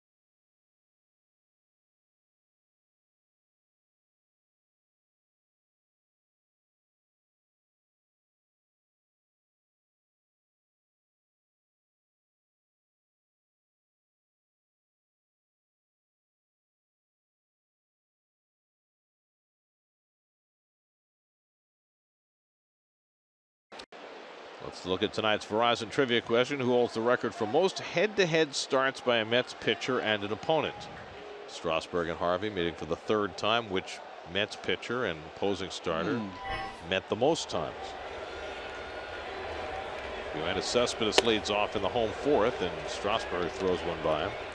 Cespedes had a base hit and scored the only Met run in the 2nd. I can tell you who your most frequent opponent was in a Mets uniform. I know who it was. Because every time I look up, I see that big head out there. Dealing. Big. Right? Very big. Very big. And Rick Sutcliffe. Yeah, and you couldn't beat him in '84. So you and Sutcliffe squared off 9 times when you were a Met. Sut could hit a little bit too. You couldn't just throw it down the middle. Now you would figure that because he was here for so long, that the record would belong to somebody matching up against Seaver. My first thought was Seaver Jenkins. But it wasn't. No. Now Seaver met Bob Gibson 11 times and Steve Carlton 9 times. Those were his 2 most frequent opponents as a Met. But that's not the answer. Cespedes bounces it foul. Those are the kind of games when you look in the paper and it says today's probables. Oh my God, Seaver, Seaver, Carlton, Gibson, Seaver, Marichal, Koufax. It's like, oh man, can't wait. Syndergaard, Kershaw. Yes. You're being very contemporary. 2-2 to Cespedes. You always bring me in. You bring me home, Garrett. Try my best.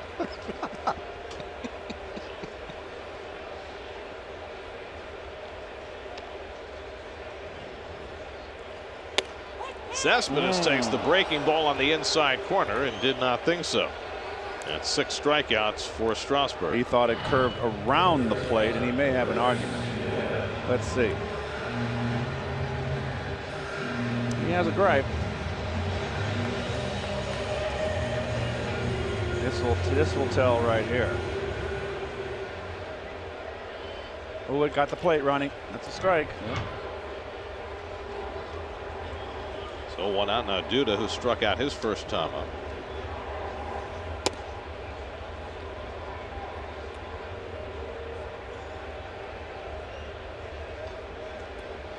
Last time the Mets faced Strasburg before tonight, it was the last game of that series in Washington last September. And if you remember, Strasburg took a 2-1 lead into the 8th inning of that game, and then Kelly Johnson tied it with a home run. Strasburg left, Storen came in, Cespedes homered against Storen, and the Mets had themselves a sweep of that series. Kelly Johnson, wow, what a hit. What a series that was. It was. Mets were behind in every game. I think your call at some point was this team doesn't know how to lose. One of the big hits in that series belonged to a guy who will be here tomorrow night. Kirk Neuenhuis had a big home run in that series, and he is now starting almost every day in center field for Milwaukee. Let's begin their series with the Brewers tomorrow night, with Steven Matz making his return to the mound against Willie Peralta. Coverage begins at 6 o'clock tomorrow night right here on SNY. Peralta, who's supposed to be their #1, has struggled. Neuenhuis, .859 OPS. And a big shift on Lucas. There it is. And the Brewers beat the Cubs today, in part with a Neuenhuis home run. On the inside corner, and Duda's caught looking. And that's 7 now for Strasburg. Now the Brewers starters, especially their front line guys, have just been dreadful, led by Peralta, whom they considered pulling from the rotation, but he's going to get at least this start to try and prove himself again. Wow. City probables. Geez, we need to get some garlic there to keep them evil spirits away. Chase Anderson had a no-hitter for 7 innings, though, on his last start. Yes, he did. Against the Cubs. Walker takes a strike. See what Joe Madden did with Chris Bryant last night in the 12th inning? He played him at 3 different positions in the inning. He had a 5-man infield, right? Yes. Yeah. Cubs won that game in the 13th on a bases-loaded walk to the pitcher, Travis Wood, issued by Carlos Torres. That's a fine. Carlos Torres, one of 3 ex-Mets in the Brewers bullpen. They've got Chris Capuano, Carlos Torres, and a guy who was only a Met briefly, Blaine Boyer. Okay. Walker had a base hit his first time up. Blaine Boyer, who was with the Atlanta Braves, right, for the beginning of his career, and then we had him for a while, didn't we? Yeah. 5 games, I think it was. That's lined up the middle, and Walker's 2 for 2. So after Strasburg had retired 7 in a row, Walker with a 2-out hit. Changeup, I think, Keith. He's been hurt by the changeup. Cabrera got him. It's a good pitch. They're staying back, which means got a pound inside. Nice hitting by Walker, who's showing signs of swinging a better bat. He had a horrific spell on that last road trip. Cabrera, who's driven in the only Met run tonight with the 2nd inning single, but it was his error in the 3rd that opened the door on the huge Washington inning and ultimately knocked Harvey out. There's a strike.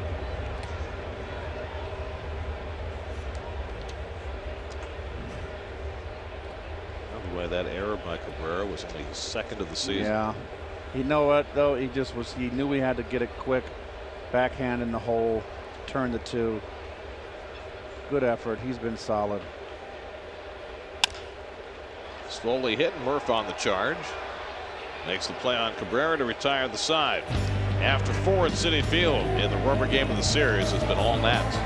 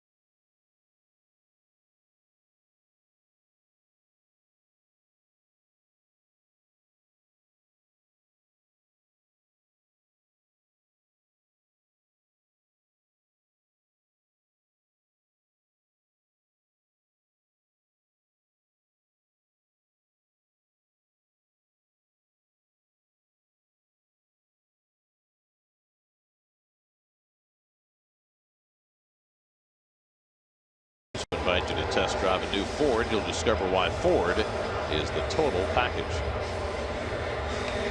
Logan Barrett's worked an inning and a third in relief after Matt Harvey had the shortest start of his career. Met pitchers who threw 217 pitches last night have thrown over 100 through the first 4 innings tonight. You know, one of those nights happen every once in a while, but you don't like to have one of those nights back-to-back nights. No, you don't.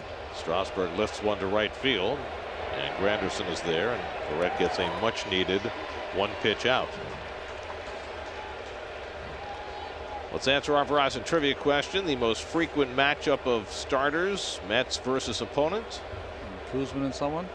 John Matlack and Jerry Royce. You would not have guessed that, would you? No. It was between 1972, which was Matlack's rookie year when he won Rookie of the Year, and 1977. So Jerry Royce was pitching with the Pirates then. He came up with the Cardinals. Jerry got traded to Houston, then went to the Pirates. When did he go to the Dodgers? Later in his career? Yeah, I think 80s. And Revere takes a strike.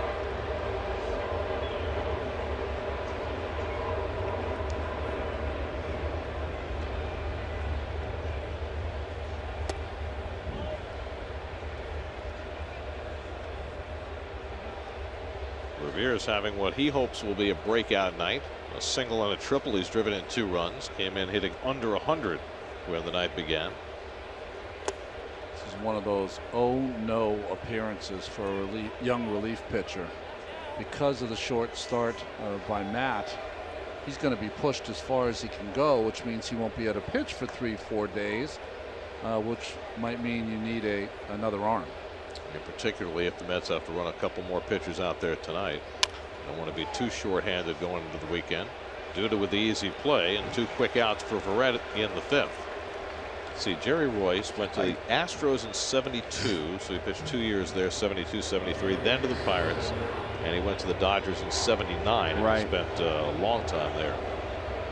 Well, you know why he got traded from the Cardinals? Because he was married, evidently, and I could be wrong here, to a fairly wealthy woman, wealthy family, from a wealthy family.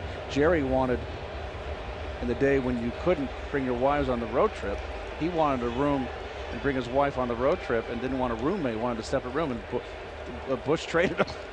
The Cardinals said no. Because of that? Yes. Oh, different day. Well, you know why they traded Carlton, right? They traded Carlton because Carlton wanted $100,000. And old man Bush got angry, and they traded him to Rick Wise, and guess what Rick Wise was making? $100,000. Carlton was a little better. David with a perfect throw gets Worth, and an easy inning for Logan Verrett. Cost him just 7 pitches to get through the inning. Halfway through, 9-1 Nats.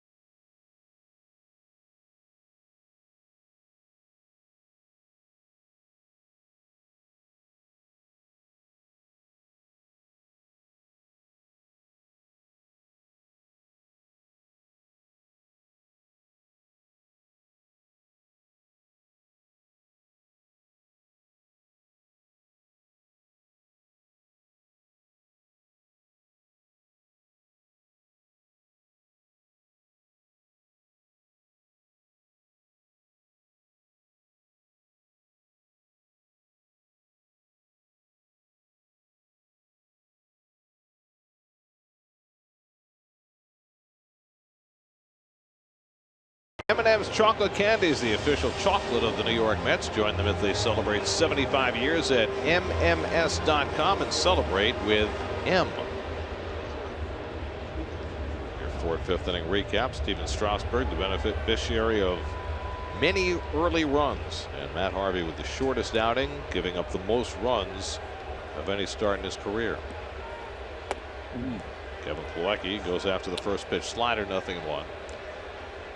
Plawecki flied out to right his first time up. Alejandro De Aza on deck to pinch hit, and then Curtis Granderson. So Verrett is done after 2 1/3 in relief. And looks like Antonio Bastardo will be next out of the Mets bullpen. That'll really speed things up. Boy. 1-2 to Plawecki.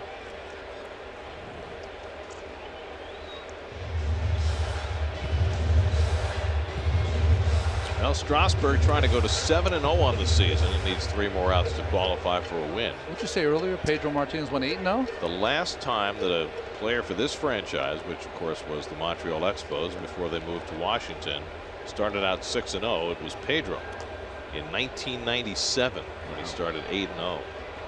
Strasburg trying to get to 7-0 tonight.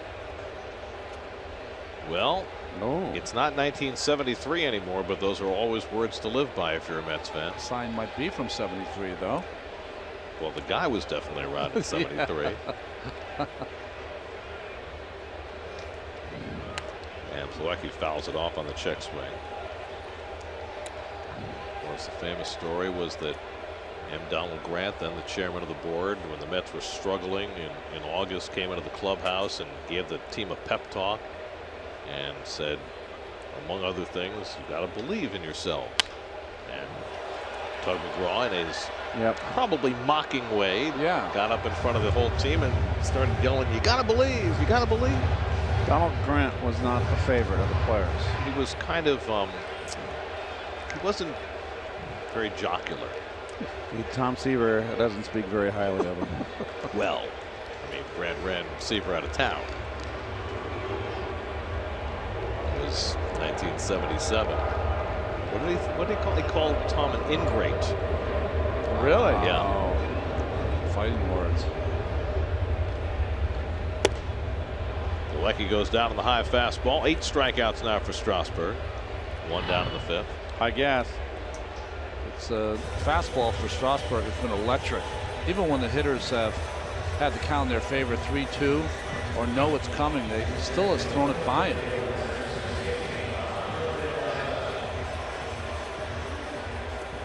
Now De Aza. Pinch hit in the first game of the series and struck out. Alejandro is trying to add to his value. He's been taking some ground balls at first base, where he played a little bit in the minor leagues, but the Mets got caught short the other day, and so he figured it was probably a good idea to take some ground balls and make himself available at that spot. Very little has gone right for De Aza this year. Going back to when he signed, his expectation was that he would be a platoon center fielder with Lagares, but that's before the Mets re-signed Cespedes and changed De Aza's role completely. Up the middle, he's got himself a base hit. So De Aza gets on the curveball from Strasburg and has the Mets' 5th hit of the night. Fastball away. I think curveball, Keith. Yes, sir. Tried to backdoor it. Stayed back. Nice hitting.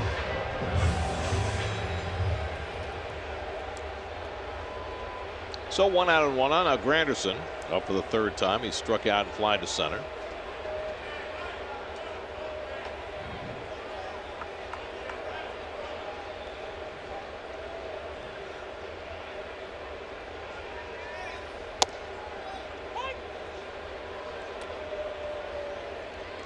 Ronnie, when you watch Steven Strasburg now compared to last year, the year before, what do you see that's allowed him to hit his stride? Well, what's interesting is that, you know, a lot of times when you've seen him pitch in the past, you know, he'd be very fidgety on the mound. He didn't have that you know, that quiet confidence that I think that we've seen him have this year, and especially tonight. Anxious was how I always felt when I would watch him pitch. Now, it's very interesting that you say that, because you said something very similar last night about Gio Gonzalez, another guy who has had issues with his composure on the mound. So how much of that can you lay at the doorstep of Mike Maddox? Mike Maddox, that's what one of the things that he brings to the table is not only, you know, refining what pitches that you have. You know, Strasburg adding that cutter slider, Gio throwing that curveball a little harder, but he's always brought to the table the mental part of it. You know, the ability to withstand adversity on the mound. He did a great job with the staff in Texas that wasn't always that deep, especially their starters. You know, Mike's brother always had the reputation of being the most cerebral of pitchers. Granderson floats one to the right side. Murphy with the flip, and Rendon with the turn, but not in time. That'll go as a 4-5 fielder's choice for the second out. You know what I see out of Strasburg is, you know, confidence. I mean, you're 6-0. I don't see him overthrowing. Remember, sometimes he'd muscle, and now it's just an evolution as you evolve, become a veteran, and you realize you just don't have to muscle it. I see him out here throwing effortlessly. That's the difference I see, Ron. That's a great point, Keith. Right on. So is there a lesson there for some of the young Mets starters as they look at a pitcher who's a few years more evolved? Well, I think what you find in Strasburg is that, you know, he's evolved in the sense that David breaks his bat and dunks one into right center for a base hit. First hit of the series for Wright, and the Mets have 2 men on.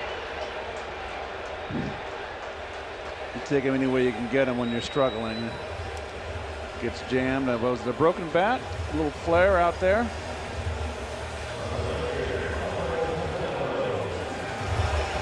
Well, you're down Curtis here. You're down 8 runs, 1 base at a time. You can't take a chance.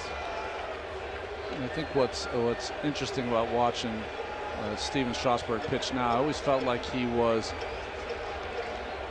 always thinking about strikeouts, piling up strikeouts, and it's ironic now that he doesn't look like he's going for him, and he's getting them.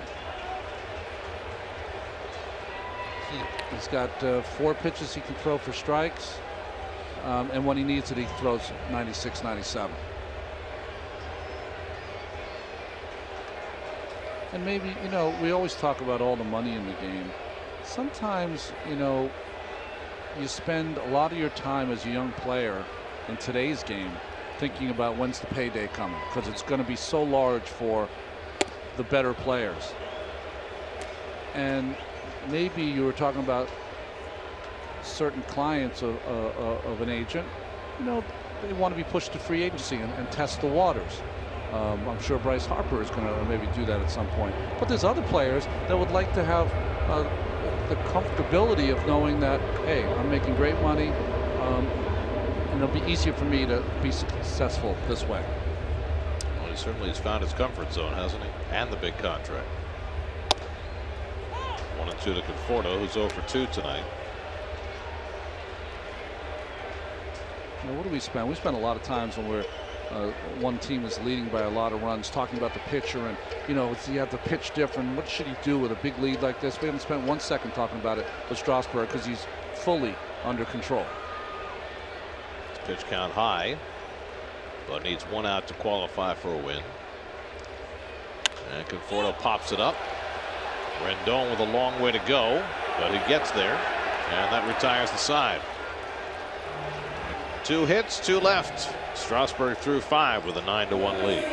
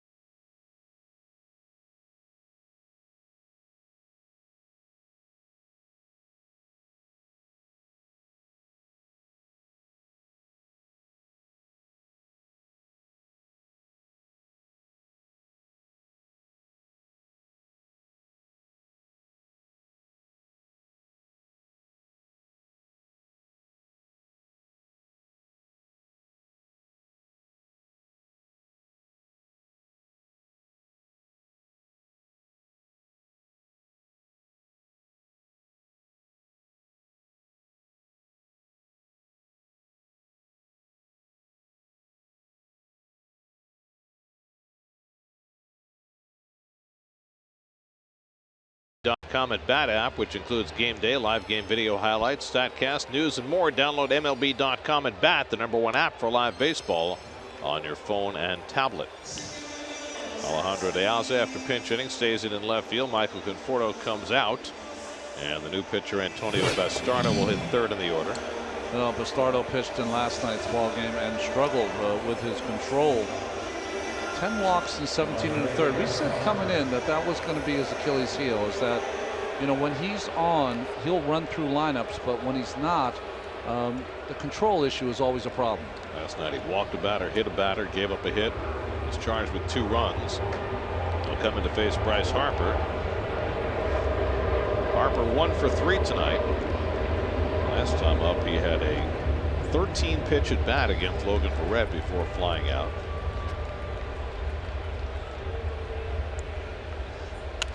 So you'd have to say that the Mets have done a pretty good job keeping Harper in check in this series. He's 1 for 8 with 4 walks in the 3 games. Mets seem to pitch him tough. I mean, last year they walked him at a much lower rate than other teams, and you know, had the success they needed to against him. And even now, when Harper's being walked at a prodigious rate, the Mets have, other than Cologne, really gone right after him. Off-speed pitch by Bastardo, and it's 0-2. Hard to tell sometimes with Bastardo whether it's a slider or a changeup. It looked like a slider, didn't it? Murphy on deck, Zimmerman behind him.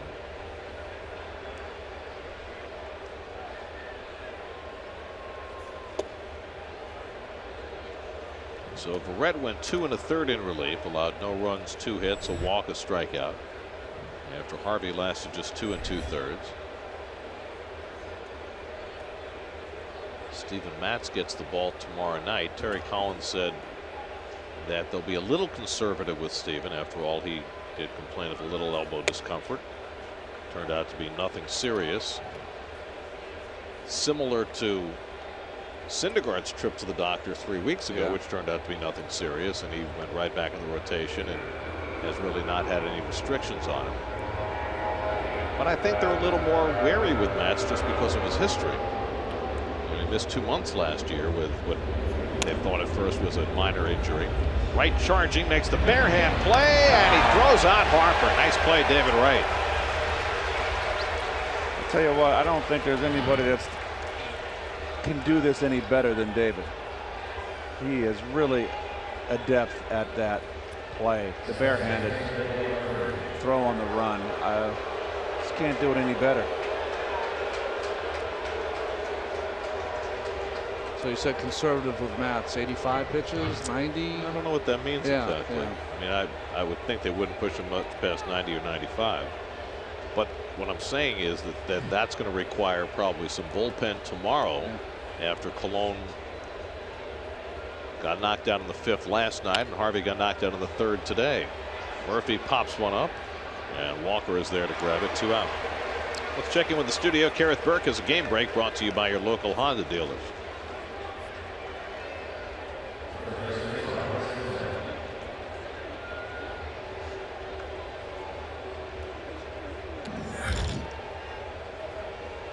So let's see, he's got 2 this season. Last year he had 3 in 1 game at Citi Field. I thought Jason Hamill was off to an unbelievable start for the Cubs. Gives them up today. Here's Zimmerman, who's 0 for 2 and a walk. So last October, Murph did something historic, right? Became the first player ever to homer in 6 straight postseason games. And when he came back here this series, the Mets had a video tribute to him. Last year, Kirk Neuenhuis did something that had never been done before. Hit 3 home runs in a Mets home game. Does he get a video tribute too? Not coming, Gary. Yeah, it's not going to happen. Well, that was incredible.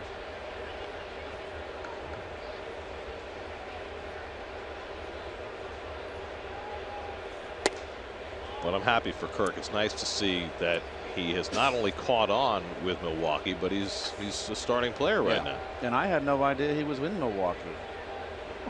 I heard that. I'm always the last to know. I thought you were kidding. Ball four to Zimmerman. He's on base again. That's the 4th walk by Met pitching tonight. First base runner against Bastardo.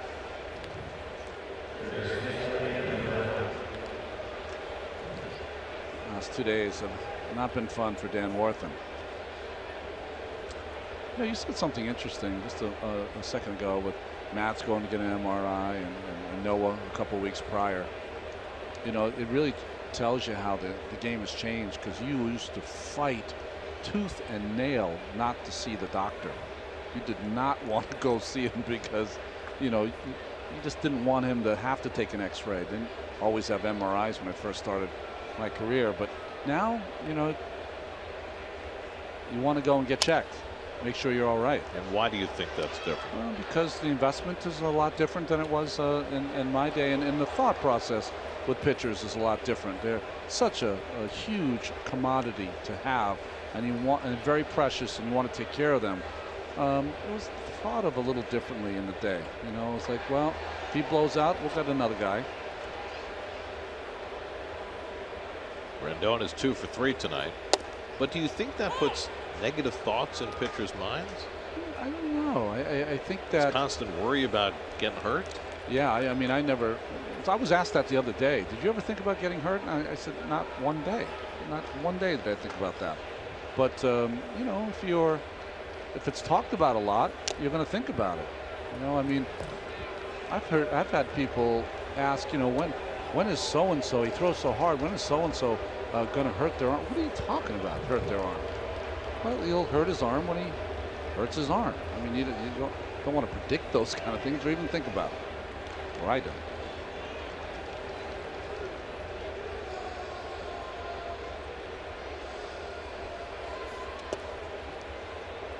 He knocks it down 1-2. Well, if there were any accurate predictor of when pitchers were going to get hurt, then there'd be a little more certainty about how to handle them. But like you, I'm reading Jeff Passan's book, The Arm, and I'm almost done with it. And, Yeah. the answer is that nobody knows. There might be things we might know in the future, which might help, but not yet. Off the plate, and it's 2-2. It's so every player, every pitcher, especially talking about the arm, every pitcher is different. We try to put them under kind of one microscope, but every single one is different and unique. Rendon hits one through the hole, and he's got his 3rd hit of the night. Zimmerman pulls in at 2nd. Well, Rendon starting to get untracked.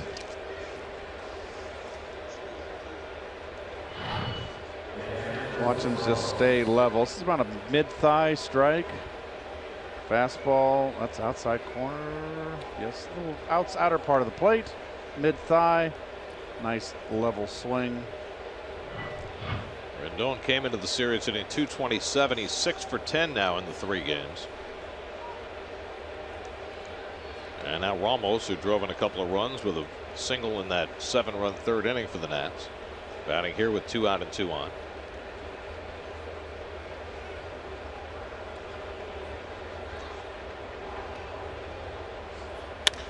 And he drives one to right center, cutting across his Cespedes to make the grab, and that retires the side. That was a bolt off the bat of Ramos, but Cespedes able to reel it in. Middle of the 6th, still 9-1 Washington.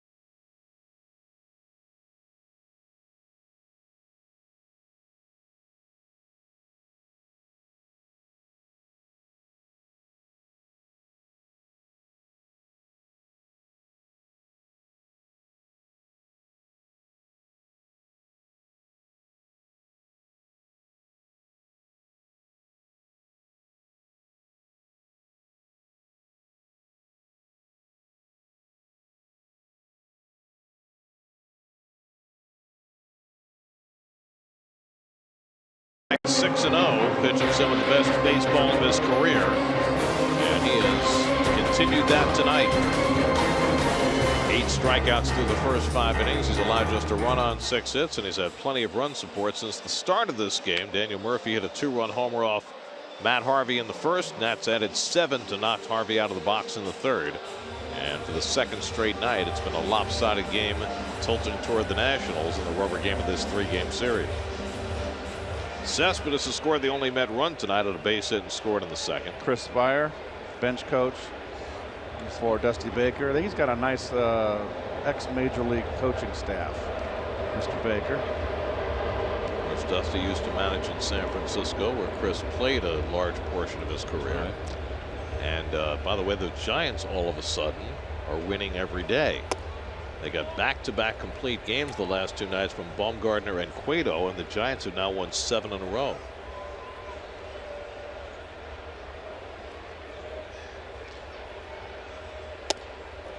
What's that, 3 complete games for Cueto? I think so. And Baumgartner the night before, they exchanged words, struck out and exchanged words with Will Myers. Right.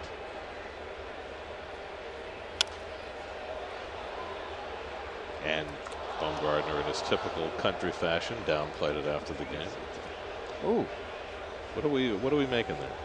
I don't know. I think we're all getting hungry though. Like, it's like we're dumping it in some cornmeal, whatever that is. Just like the.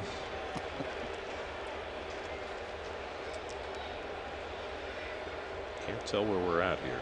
What do we got? Oh, we got bacon on a stick. It's the bacon on a stick. Very, very good for you.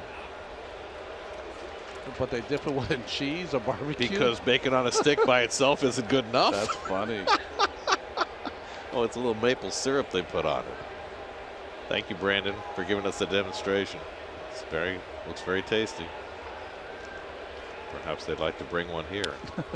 Powered back by Cespedes.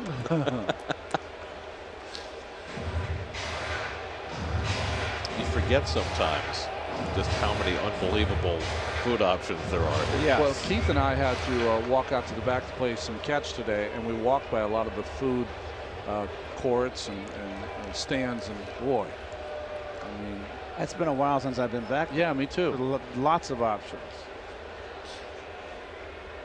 3-2 to Cespedes, and he draws a walk. That is the first walk of the night given up by Strasburg. He's right at 100 pitches for the night. No action in the Nats bullpen, although that may change in a moment. Strasburg threw 104 in his last start against Miami. He's stirring around down there, but nobody throwing yet. Here's Duda, who's been up twice and struck out twice in his first game back in the lineup after missing a couple with some back soreness.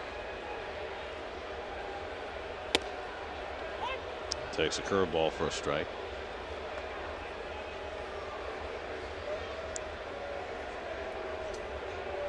Anyway, the Giants have Jeff Samardzija going tonight in San Diego, trying to keep that run of great pitching going, and they've got an early 1-0 lead.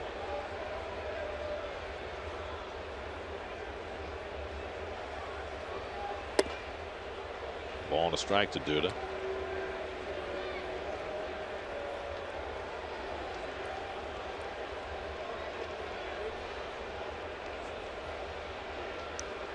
Oliver Perez getting the chewing gum ready.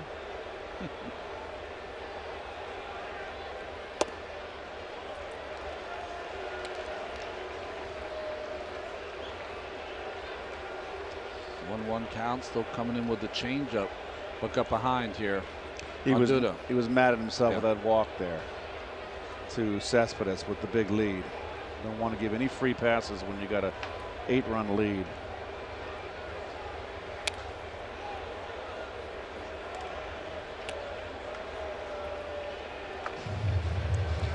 And Ollie's got the bubble gum in, and now he's ready to warm up. He goes from 0 to 65 straight away. He's still hopping over foul lines, isn't he? There's no middle ground.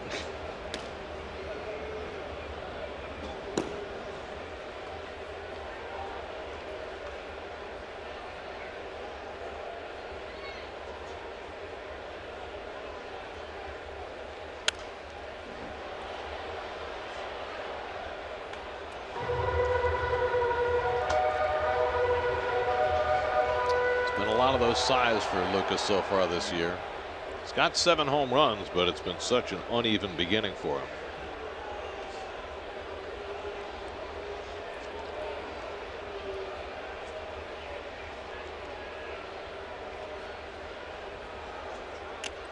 And he strikes out on the high fastball.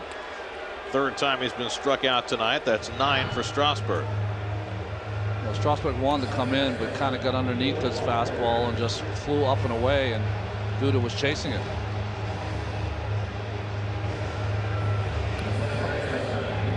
A disgruntled customer. See his buddy laughing at the torment his buddy's going through.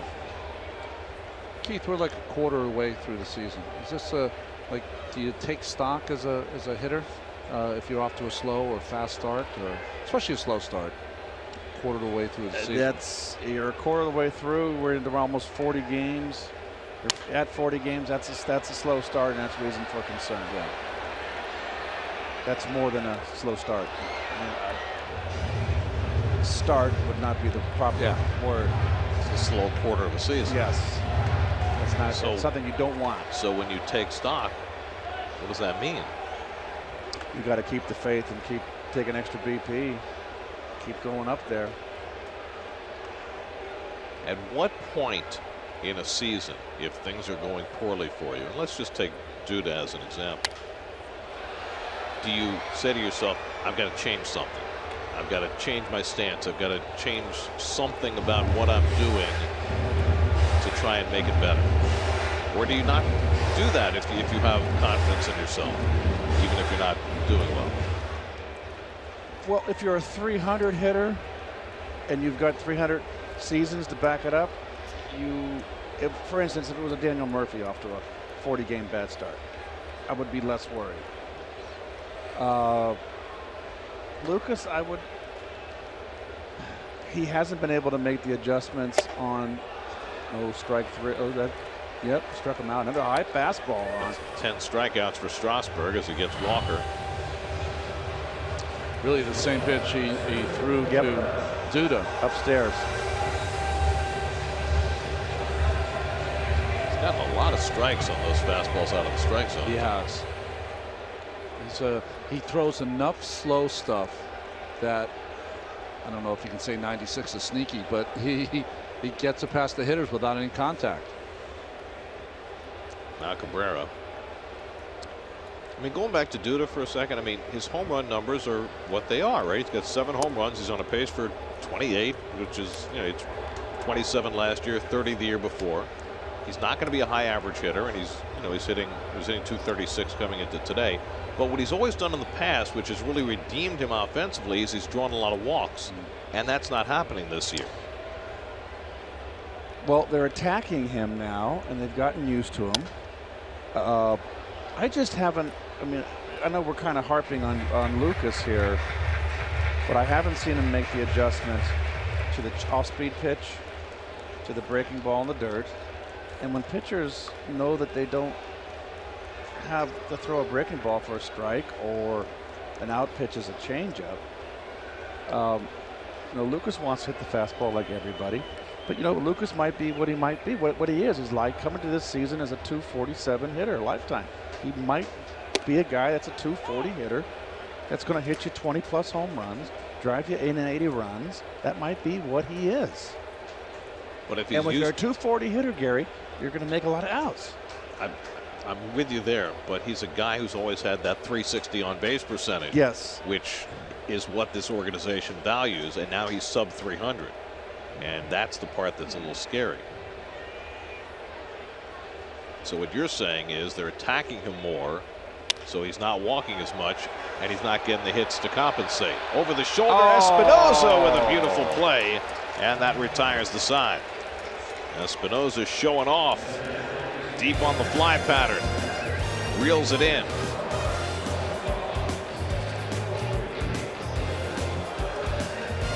And Strasburg approves. Don't 9-1 Washington.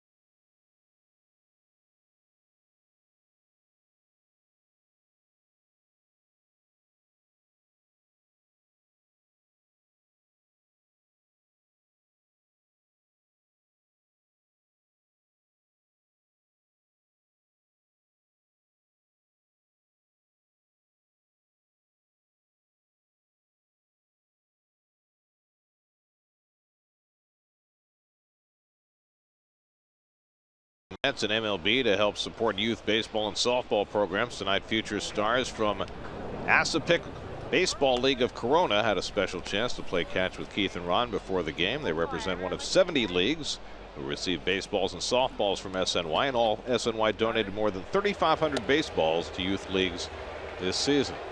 It was really fun because the kids were really good. I mean, you could have a proper catch, couldn't you, Keith? I mean, I threw my guy a couple curves. Oh, you did. And he dropped one off the table. So mean. So how is the old wing working there, Ronnie? It's fine for you know, the 10, 11 minutes of 45-mile-an-hour fastballs at 25 feet. Fine, working fine. How are things out at the old wiffle ball stadium? It's pretty cool out there, and it was funny when we got back there. The kids were throwing it, and all of the kids were a certain height, but one of them was as tall as I was, or seemed like as tall as I was. Tall kid, and he could throw. If you're playing catch, the ball had a little zip. So he was the kid when they show up for the game, they asked to check his birth certificate? It's not only check his birth certificate, that's the kid that some parents are like, I don't know if you want to hit against this kid. You might want to take a day off. Denny Espinosa 2 for 3 tonight. Second inning of relief for Antonio Bastardo. And he threw one by him, 2-2. And Steven Strasburg is out on deck to bat. He's throwing 113 pitches tonight. That's Dusty. That's been Dusty's, I think, main criticism with today's world, and I don't think Dusty buys into the pitch count. He does not buy into it. Well, I guess now that they've given him $175 million, they're trying to get the most out of him. Oh boy. Espinosa down on strikes for the second time tonight. First strikeout for Bastardo. And here comes Strasburg to bat. This does not happen very often in today's game, particularly in a lopsided game like this. And in the day, it used to happen all the time because you'd say, why should we use our bullpen? It's 9-1. Let the starter finish it. I mean, he's not going to finish it, but he's going to get the 7th inning. He wants 7 out of him. That's I think Dusty wants. And by the way, I agree with him. So he must be simpatico with Mr. Rizzo, the general manager. Well, you got a right-hand batter leading off the next inning, then 2 left-hand hitters. So Strasburg may just get Plawecki, and that's it. And then they'll bring Ollie in the game. But you know the old saying, Ronnie, when a pitcher gets 4 at-bats in a game, he's had a good night. always good. 4, hasn't struck out.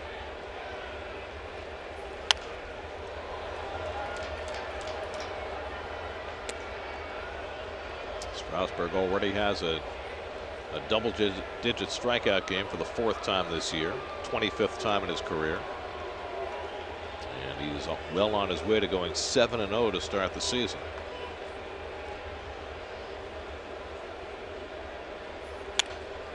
And that may well mean that he'll be on Terry Collins' short list. Terry, of course, is managing the National League team in the All-Star game in San Diego in July. Is this the first year he's been clean shaven? He's always had a beard or a mustache? I don't know. He looks younger though, huh? He does. He had the goatee. Oh, that's right. That's right. I knew he had some sort of facial hair.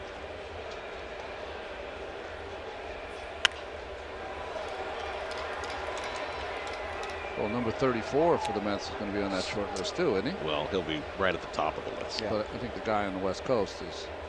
Well, Arrieta's got to be there too. Arrieta, Kershaw, Bumgarner. Yeah, all those guys. A lot of it depends on when they pitch, right?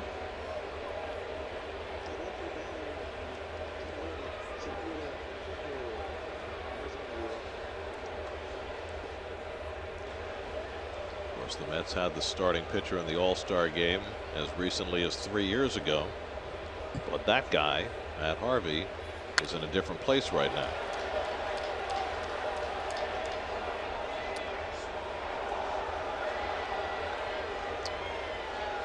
Jacob deGrom will get his next start Saturday afternoon against Milwaukee.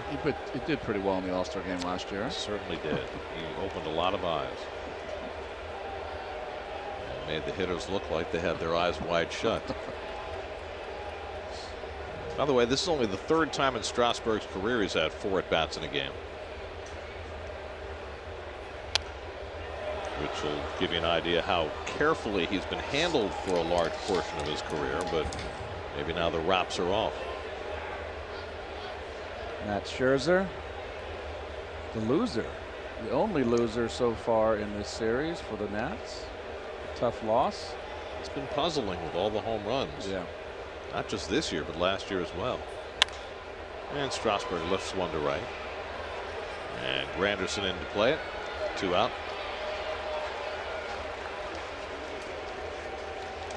Well, let's do our Twitter poll brought to you by Toyota. Which of these major league teams has had the most surprising results so far, either positive or negative? You've got the Phillies and the White Sox on the plus side, the Astros and the Blue Jays on the negative side. Who has surprised you the most?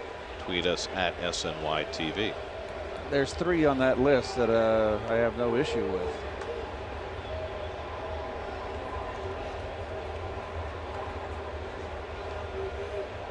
Well, it's negative or positive. There's one team I'm not surprised that's either doing well or bad. Who's that? The Sox. You're not surprised the White Sox are doing so well? I'm not surprised at all. I thought they made some nice moves in the offseason. They've made some nice moves the season prior, and it didn't work out. But the addition of Frazier, who struggled early, but their pitching has been phenomenal. Yeah. Although they've struggled lately, they've lost 4 in a row. They lead down to 2.5 games. We'll see them in a couple of weeks. Out to left center, and over goes Cespedes to get it to retire Revere. 1-2-3 inning for Bastardo, and that takes us to the 7th inning stretch with the Mets down 9-1.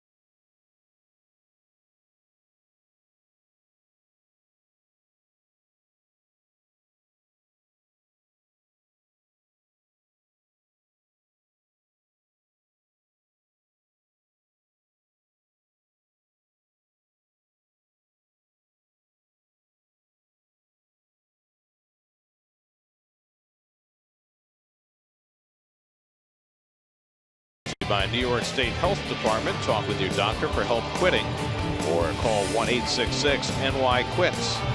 By Nationwide, speak with Rich Grillo in Massapequa or John Camara in Hicksville today. And by GMC, see the pros at your tri-state GMC dealers. GMC, we are professional grade. SNY's Super Slow Motion is brought to you by Mercedes-Benz tri-state dealers. Mercedes-Benz, the best or nothing. Couple of balls not caught by the Mets in that 7-run 3rd inning. Well, Steven Strasburg got that 4th time at bat, but that's going to be the last act for Strasburg tonight. He is out of the game after 6 innings and 113 pitches. Surprising that Dusty didn't use one of his bench just to get him an at bat. And Oliver Perez makes his 2nd appearance in the series. You know, Oliver has found a home in the bullpen the last few seasons. Nice to be a left-hander. Right. And a side armor.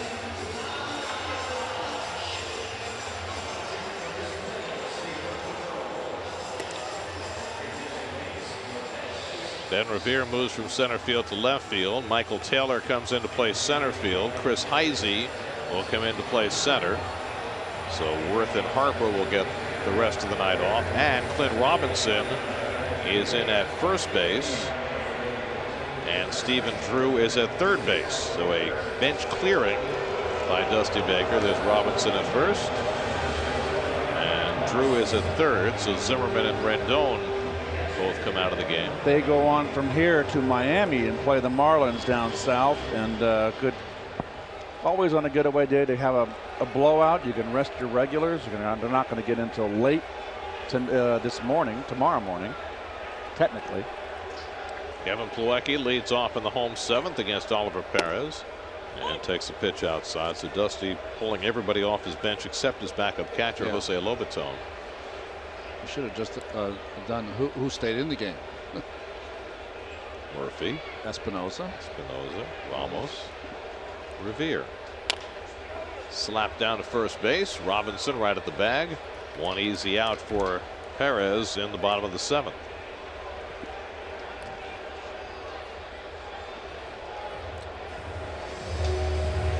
And now Juan Lagares is going to bat for Alejandro De Aza.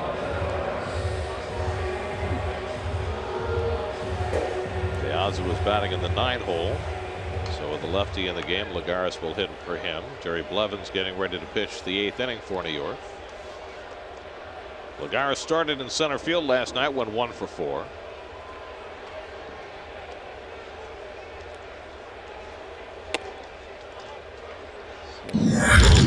Whoa, jeez.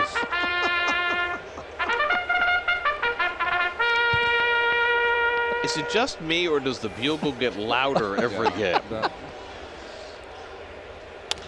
Lagares lifts one to deep left field. Back goes Revere onto the warning track to make the catch.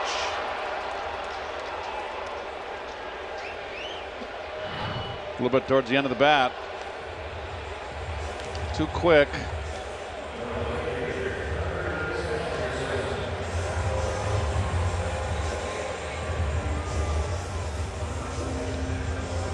Took his eye off the ball as he caught it. No, just off the end of the bat. Enough. So 2 quick outs for Oliver Perez. Now Curtis Granderson is going 0 for 3 tonight. So Strasburg went 6 innings, allowed 1 run, 6 hits, 1 walk, 10 strikeouts. Lowered his season ERA to 2.80 and a better than even chance of going 7-0 to start the year.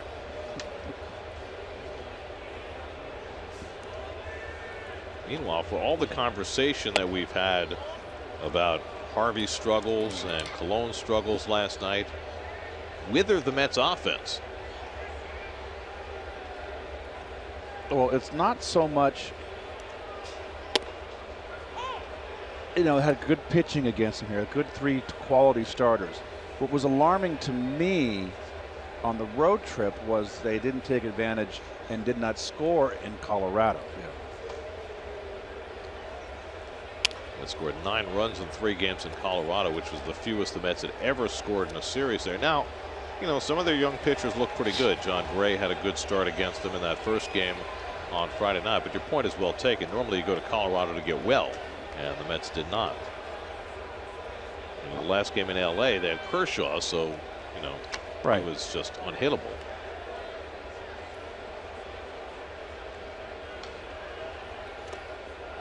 Granderson strikes out to end the inning as soon as Ramos makes the toss to first. 1-2-3 for Oliver Perez, who's still jumping over foul lines. 9-1.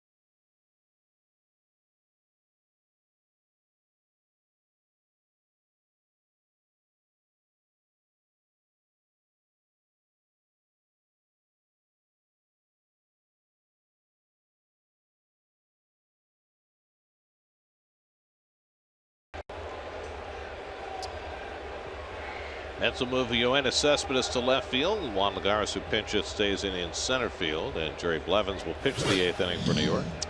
Well, we have 3 pitchers for the Mets who are going back to back. Brett, then Bastardo, and now Blevins, who all pitched in yesterday's ball game. Michael Taylor, who just came in for defense, will bat for the first time.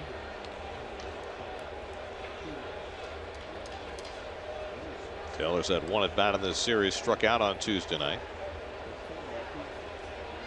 Taylor was playing center field every day when Ben Revere was on the disabled list for 27 games, and Taylor did not fare well. He definitely struggled. Chris Heisey is on deck, then Daniel Murphy in the 8th inning for Washington. And Blevins gets ahead 1-2.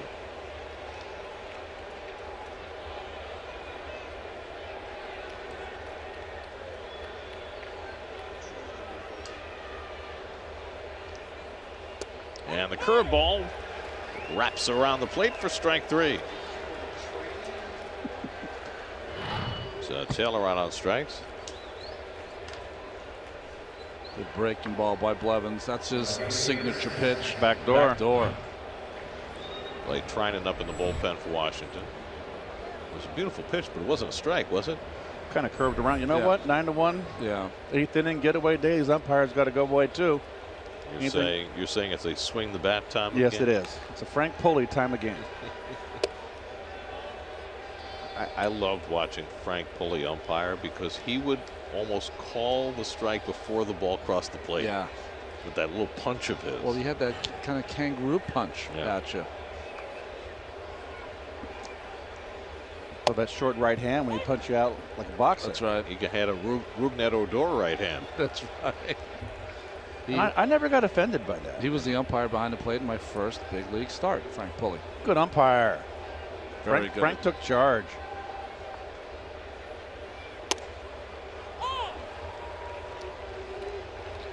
A lot of good umpires in the National League back in our day.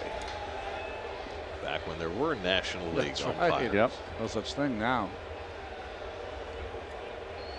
Back when there was a National League. I mean, the leagues only exist in the standings. They don't even have league offices anymore. Everything's under the auspices of Major League Baseball. There are no league presidents anymore. They took over. I mean, they wonder why nobody cares about the All-Star game anymore. Well, you introduce interleague play and don't have real leagues.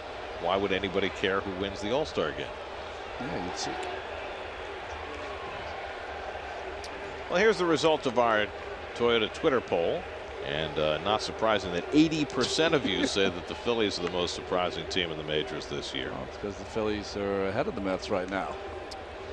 Well, the Phillies have the day off today. So 3% are only thought that Toronto, who was 1 game away from going to a World Series last year, is struggling like heck. Kind of like the Gallup polls, Keith.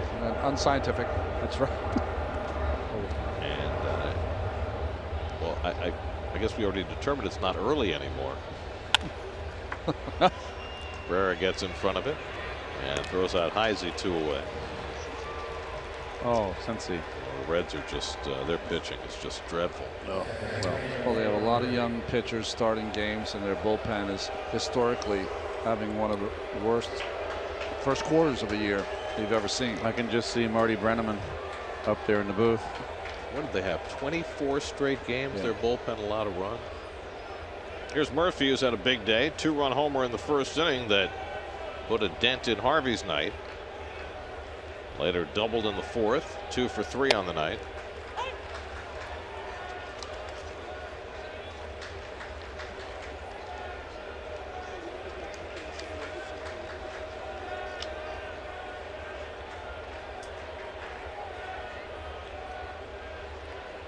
And the curveball blooped into shallow right. In comes Granderson to slide and make the catch.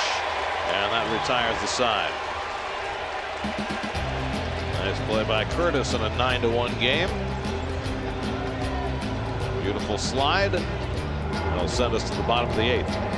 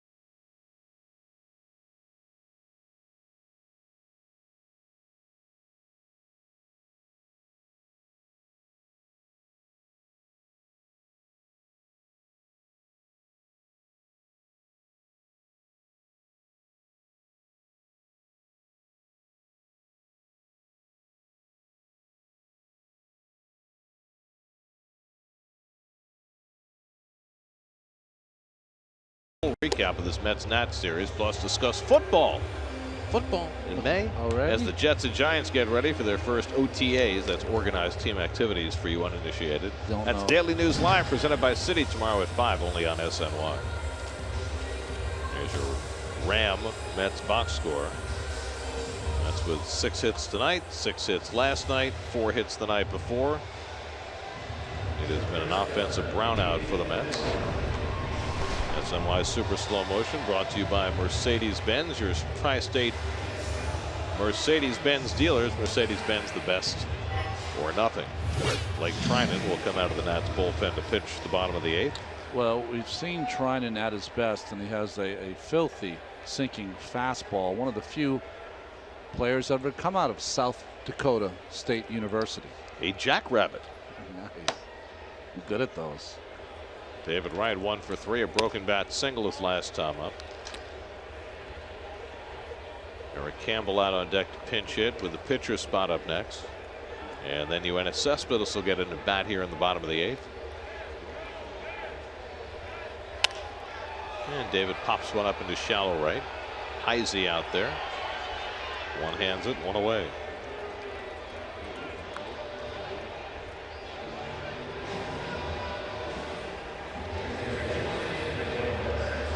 Now Campbell has been getting a lot of playing time of late. Started last night at first base, went 1 for 4.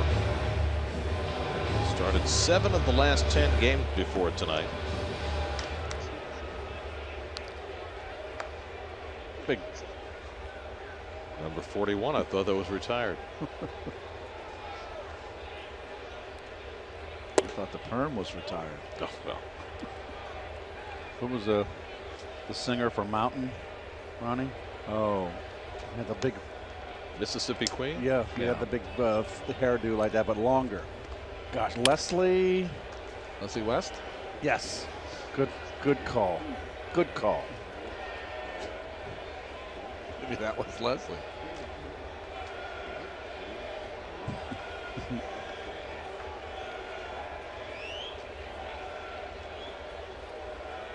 Campbell has to get a new bat. That's what Treinen, when he's at his best, will do. He can eat up right-handed hitters.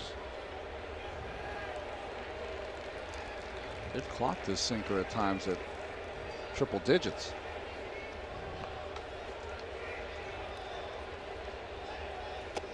Campbell lays off the slider, and it's 2-1. They tried Treinen as a starter when he first came up. But he has proved to be much more suited to the bullpen. Addison Reed is going to pitch the 9th inning.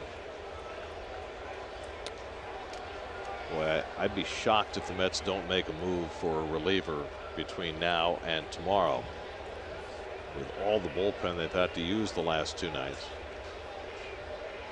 And there's Treinen right there. It's his problem. He gets a little wild. So Campbell's on with a 1-out walk. And now Cespedes, who has a single and a walk tonight. Cespedes has been the lone bat in this series who's had consistently quality at bats for the Mets. 3 for 7 with a home run in the series. Started the night leading the National League in slugging percentage. Can you imagine where this offense would be without him? Terry Collins was asked that question last night. He said, where would we be without him? We'd be nowhere. And, you know, there was a long period of time this offseason when it looked like the Mets were going to have their offense bereft of Cespedes. Looked like for a while as though he might go to the Nationals. They offered him a 5-year deal.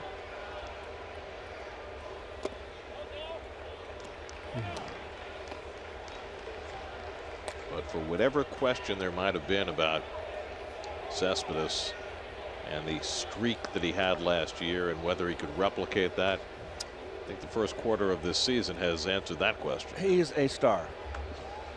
And that's all there is to it. He can play this game. All facets. A complete player. How's that for a set of saying? I like that. It's an old school term. Instead of these 5-tool player.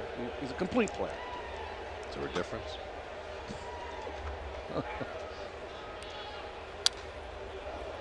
And then the question is, are there only 5 tools? It's true. Can your brain be a 6th tool? Are there intangibles that can be a 6th tool? So when you say complete player, it gives you a little wiggle room. You're covering all your bases, right? You're saying he can do it all. So we used to call Kevin Mitchell in '86. We used to call him All World. That's He right. could do it all. Like Lloyd Free. World be free. Kevin gave me the greatest nickname. He called me Maximilian. That's right. And I said, why'd you call me that? And he goes, because you max out and you make $1 million. That's perfect. That was great. I loved it. Cespedes goes down swinging on the slider. That's 12 strikeouts for Nats pitching tonight.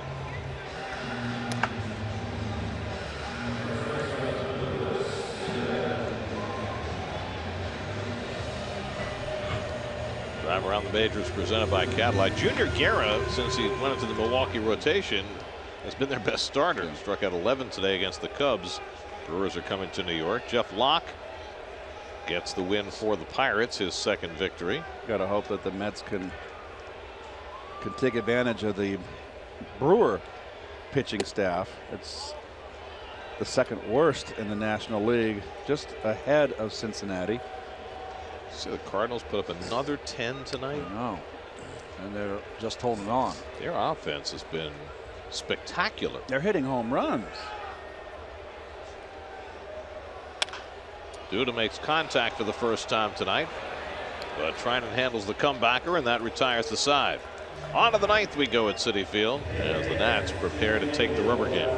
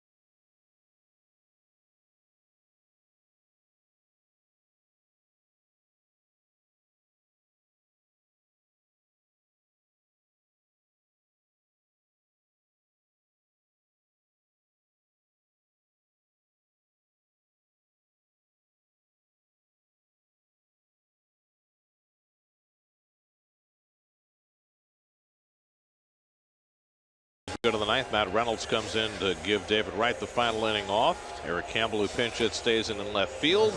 And Addison Reed will pitch the top of the 9th. Boy, what a difference in games for Addison Reed. 2 nights ago, he had one of his best innings. The 8th inning came on after Syndergaard and had a couple strikeouts in a 1-2-3 inning. So you're saying this is a lower leverage situation? This is the lowest leveraged situation.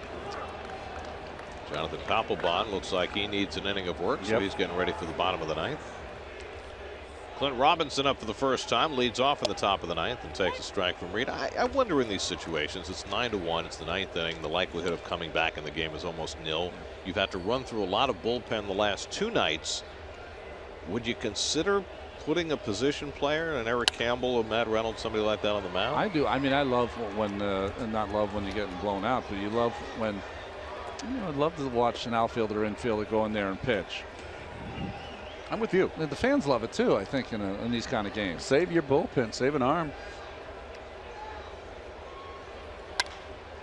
Robinson flies one to left, and Campbell over toward the line, and he picks it off, 1 out. I have the greatest recollection of it was a game, I think it was in 1990. Mets were playing at Wrigley Field. I think the Mets won the game 19-8. Yeah. And in the 9th inning, the Cubs brought in Doug DeCenzo, an outfielder, little guy, yeah, the pitch. left-hander. And the Wrigley Field crowd gave him the greatest standing ovation. It was really one of those great moments that you're talking about, where the fans just really take to the idea of a special little guy like DeCenzo going up on the mound and trying his hand.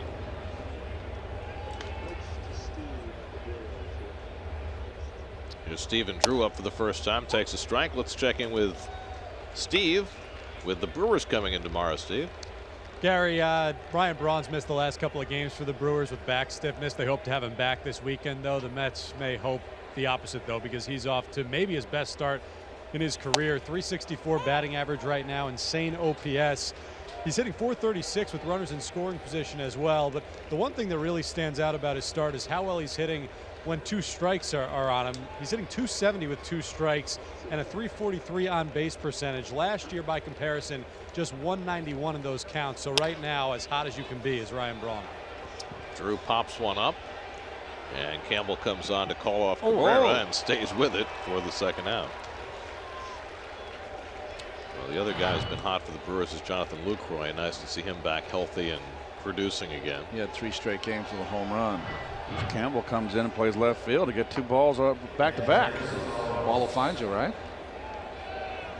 So 2 out and nobody on. Now Wilson Ramos, who had a 2-run single in the Nats' 7-run 3rd inning, which pretty much put the competitive part of this game to rest.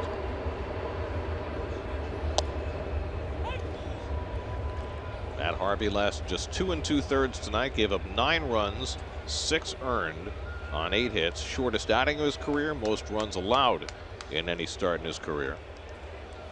And since then, Logan Verrett, Antonio Bastardo, Jerry Blevins, and now Reed just killing time. Cabrera throws out Ramos, 1-2-3 inning for Reed, and that sends us to the bottom of the ninth with Papelbon coming on for the Nats.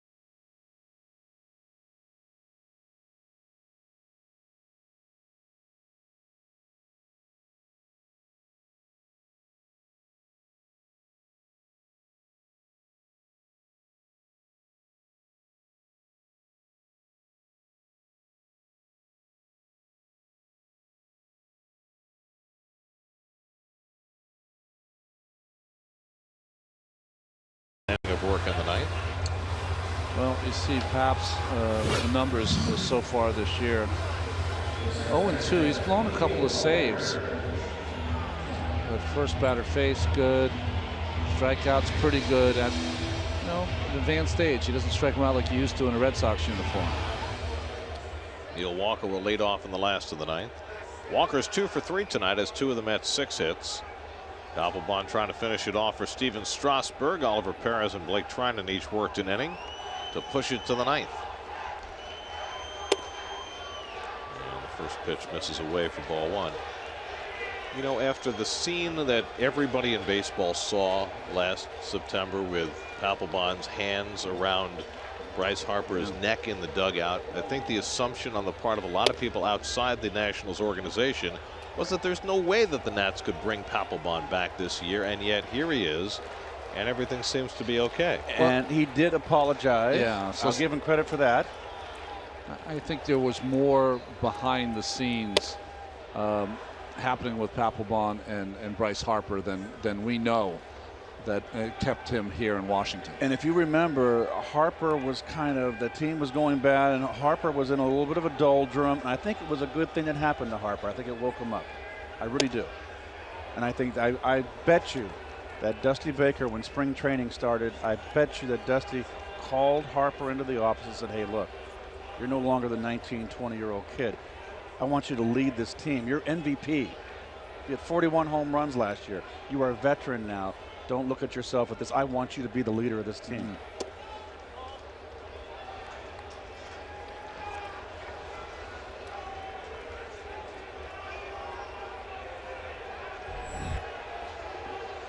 Cabrera on deck, Plawecki behind him.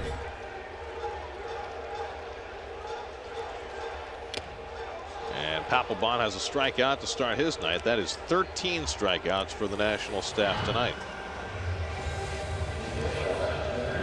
Fastball right there. 88. Snuck it past Walker. So 1 out now. Cabrera, who's 1 for 3, drove in the lone Met run back in the second inning.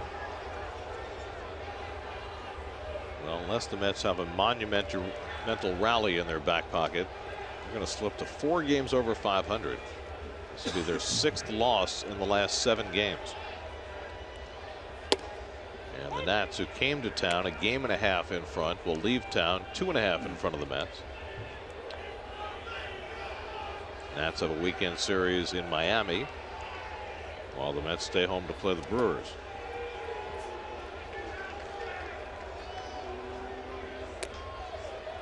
Coming up tonight after the postgame show, it's Geico Sports Night. Jose Reyes close to his return with Colorado. Next, and Jeff Hornacek close to a contract. And when does the Harvard guy come back? All on Geico Sports Night tonight after the postgame. Papelbon's had some kind of career though, hasn't he? 360 saves now. Came up with Boston in 2005. A 6-time All-Star. And this is with a splitter. 3-1. Kevin Plawecki on deck.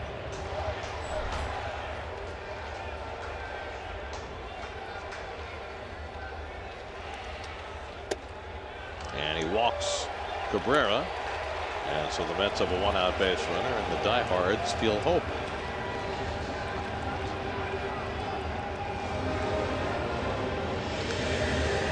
Plawecki 0 for 3 tonight, 1 for 9 in the series after a very encouraging offensive road trip for Kevin.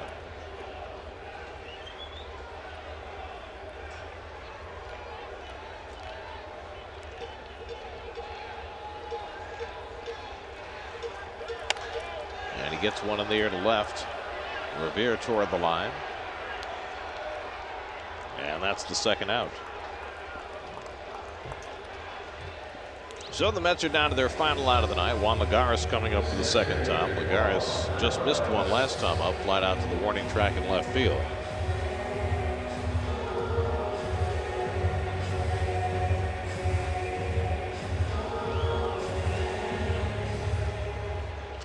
Well, the Mets Mets spent a lot of time in April beating up on some of the weaker teams in the National League. They've had a little tougher time against the elite. They get a series with Milwaukee this weekend, a chance to beat up on a pitching staff that has struggled. Cabrera takes second on defensive indifference.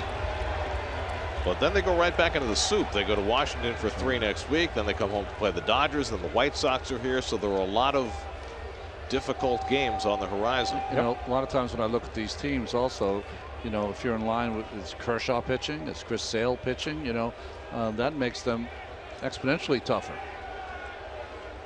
Well, the Mets will see Strasburg again next Tuesday. They'll see Gio Gonzalez again on Monday. So those are 2 pitchers who pitched very well against them in this series that they'll have to face a second time in a week. And they'll face either Roark or Ross.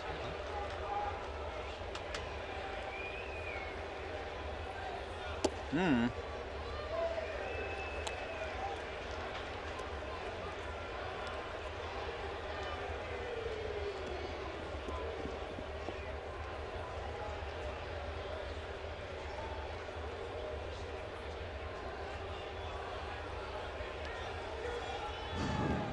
2-1 to Lagares, and he goes after the slider. 2-2. This tells you how different it is for Papelbon to pitch now. 2-1, you always would see the cheese in the day. Now a little breaking ball. 2-1. And how the game has changed too. Pitchers, you know, 20 years ago, 25, 30 years ago, big lead, 9th inning. Here's a fastball. Hit it.